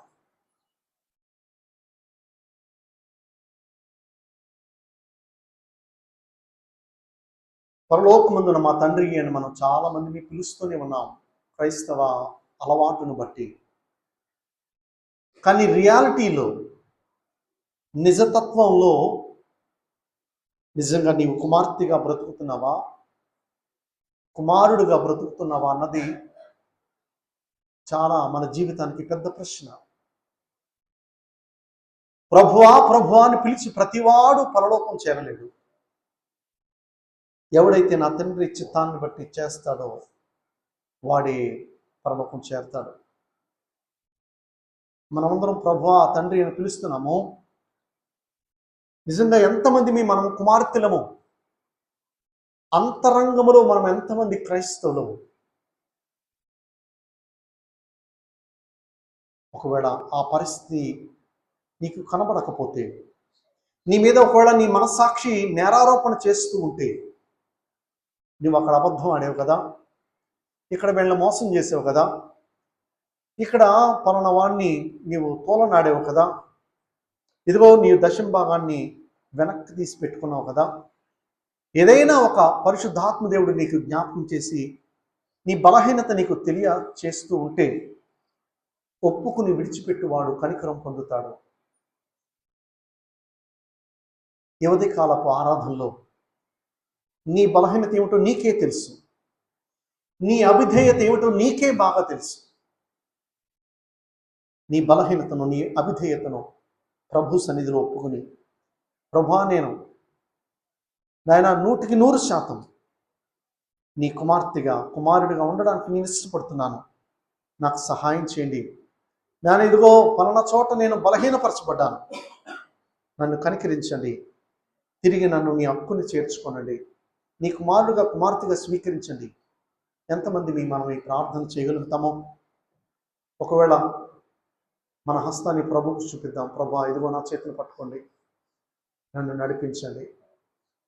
నీ కుమారుడిగా కుమార్తెగా ఒకప్పుడు ఉన్నాను, కానీ ఏదో భక్తిలో కొట్టుకుని పోతున్నాను.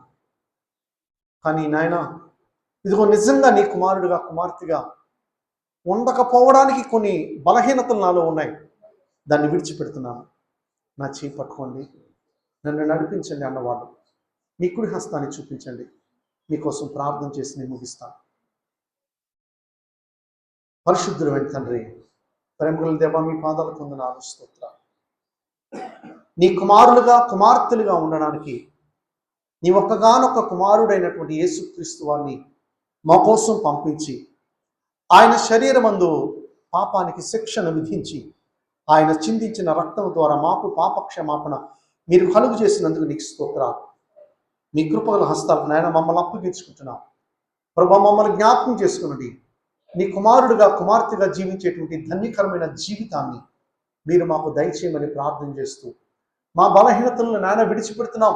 మమ్మల్ని క్షమించి మరలా నీ కుమారుడిగా కుమార్తెగా చేసుకుని నానా దైవికమైన యథార్థమైన భక్తి జీవితంలో ముందుకు సాగడానికి సహాయం చేయమని, మా బ్రతుకులో మీ లక్షణాలని కనుపరచడానికి ఈ భూమి మీద మేము చిన్న చిన్న క్రీస్తుల వలె, మీకు సంబంధించిన కరపత్రికల వలె మేము జీవించగలిగే కృప మీరు మాకు దయచేయమని యేసు పరిశుద్ధ నామమున ప్రార్థించి అడిగి వేడుకొచ్చిన ప్రియ పరలోకపు తండ్రి. ఆమేన్, ఆమేన్, ఆమేన్. అందరికీ వందనాలు. దేవుడు మిమ్మల్ని దీవించిన గాక. ఈ మాటలు మనందరి జీవితానికి దేవుడు ఆశీర్వాదకరంగా మలచును గాక. సాయంకాలపు కూడికకు మనం సిద్ధపడదాం. సమయాన్ని మరలా అమ్మగారికి నేను అప్పగిస్తున్నాను.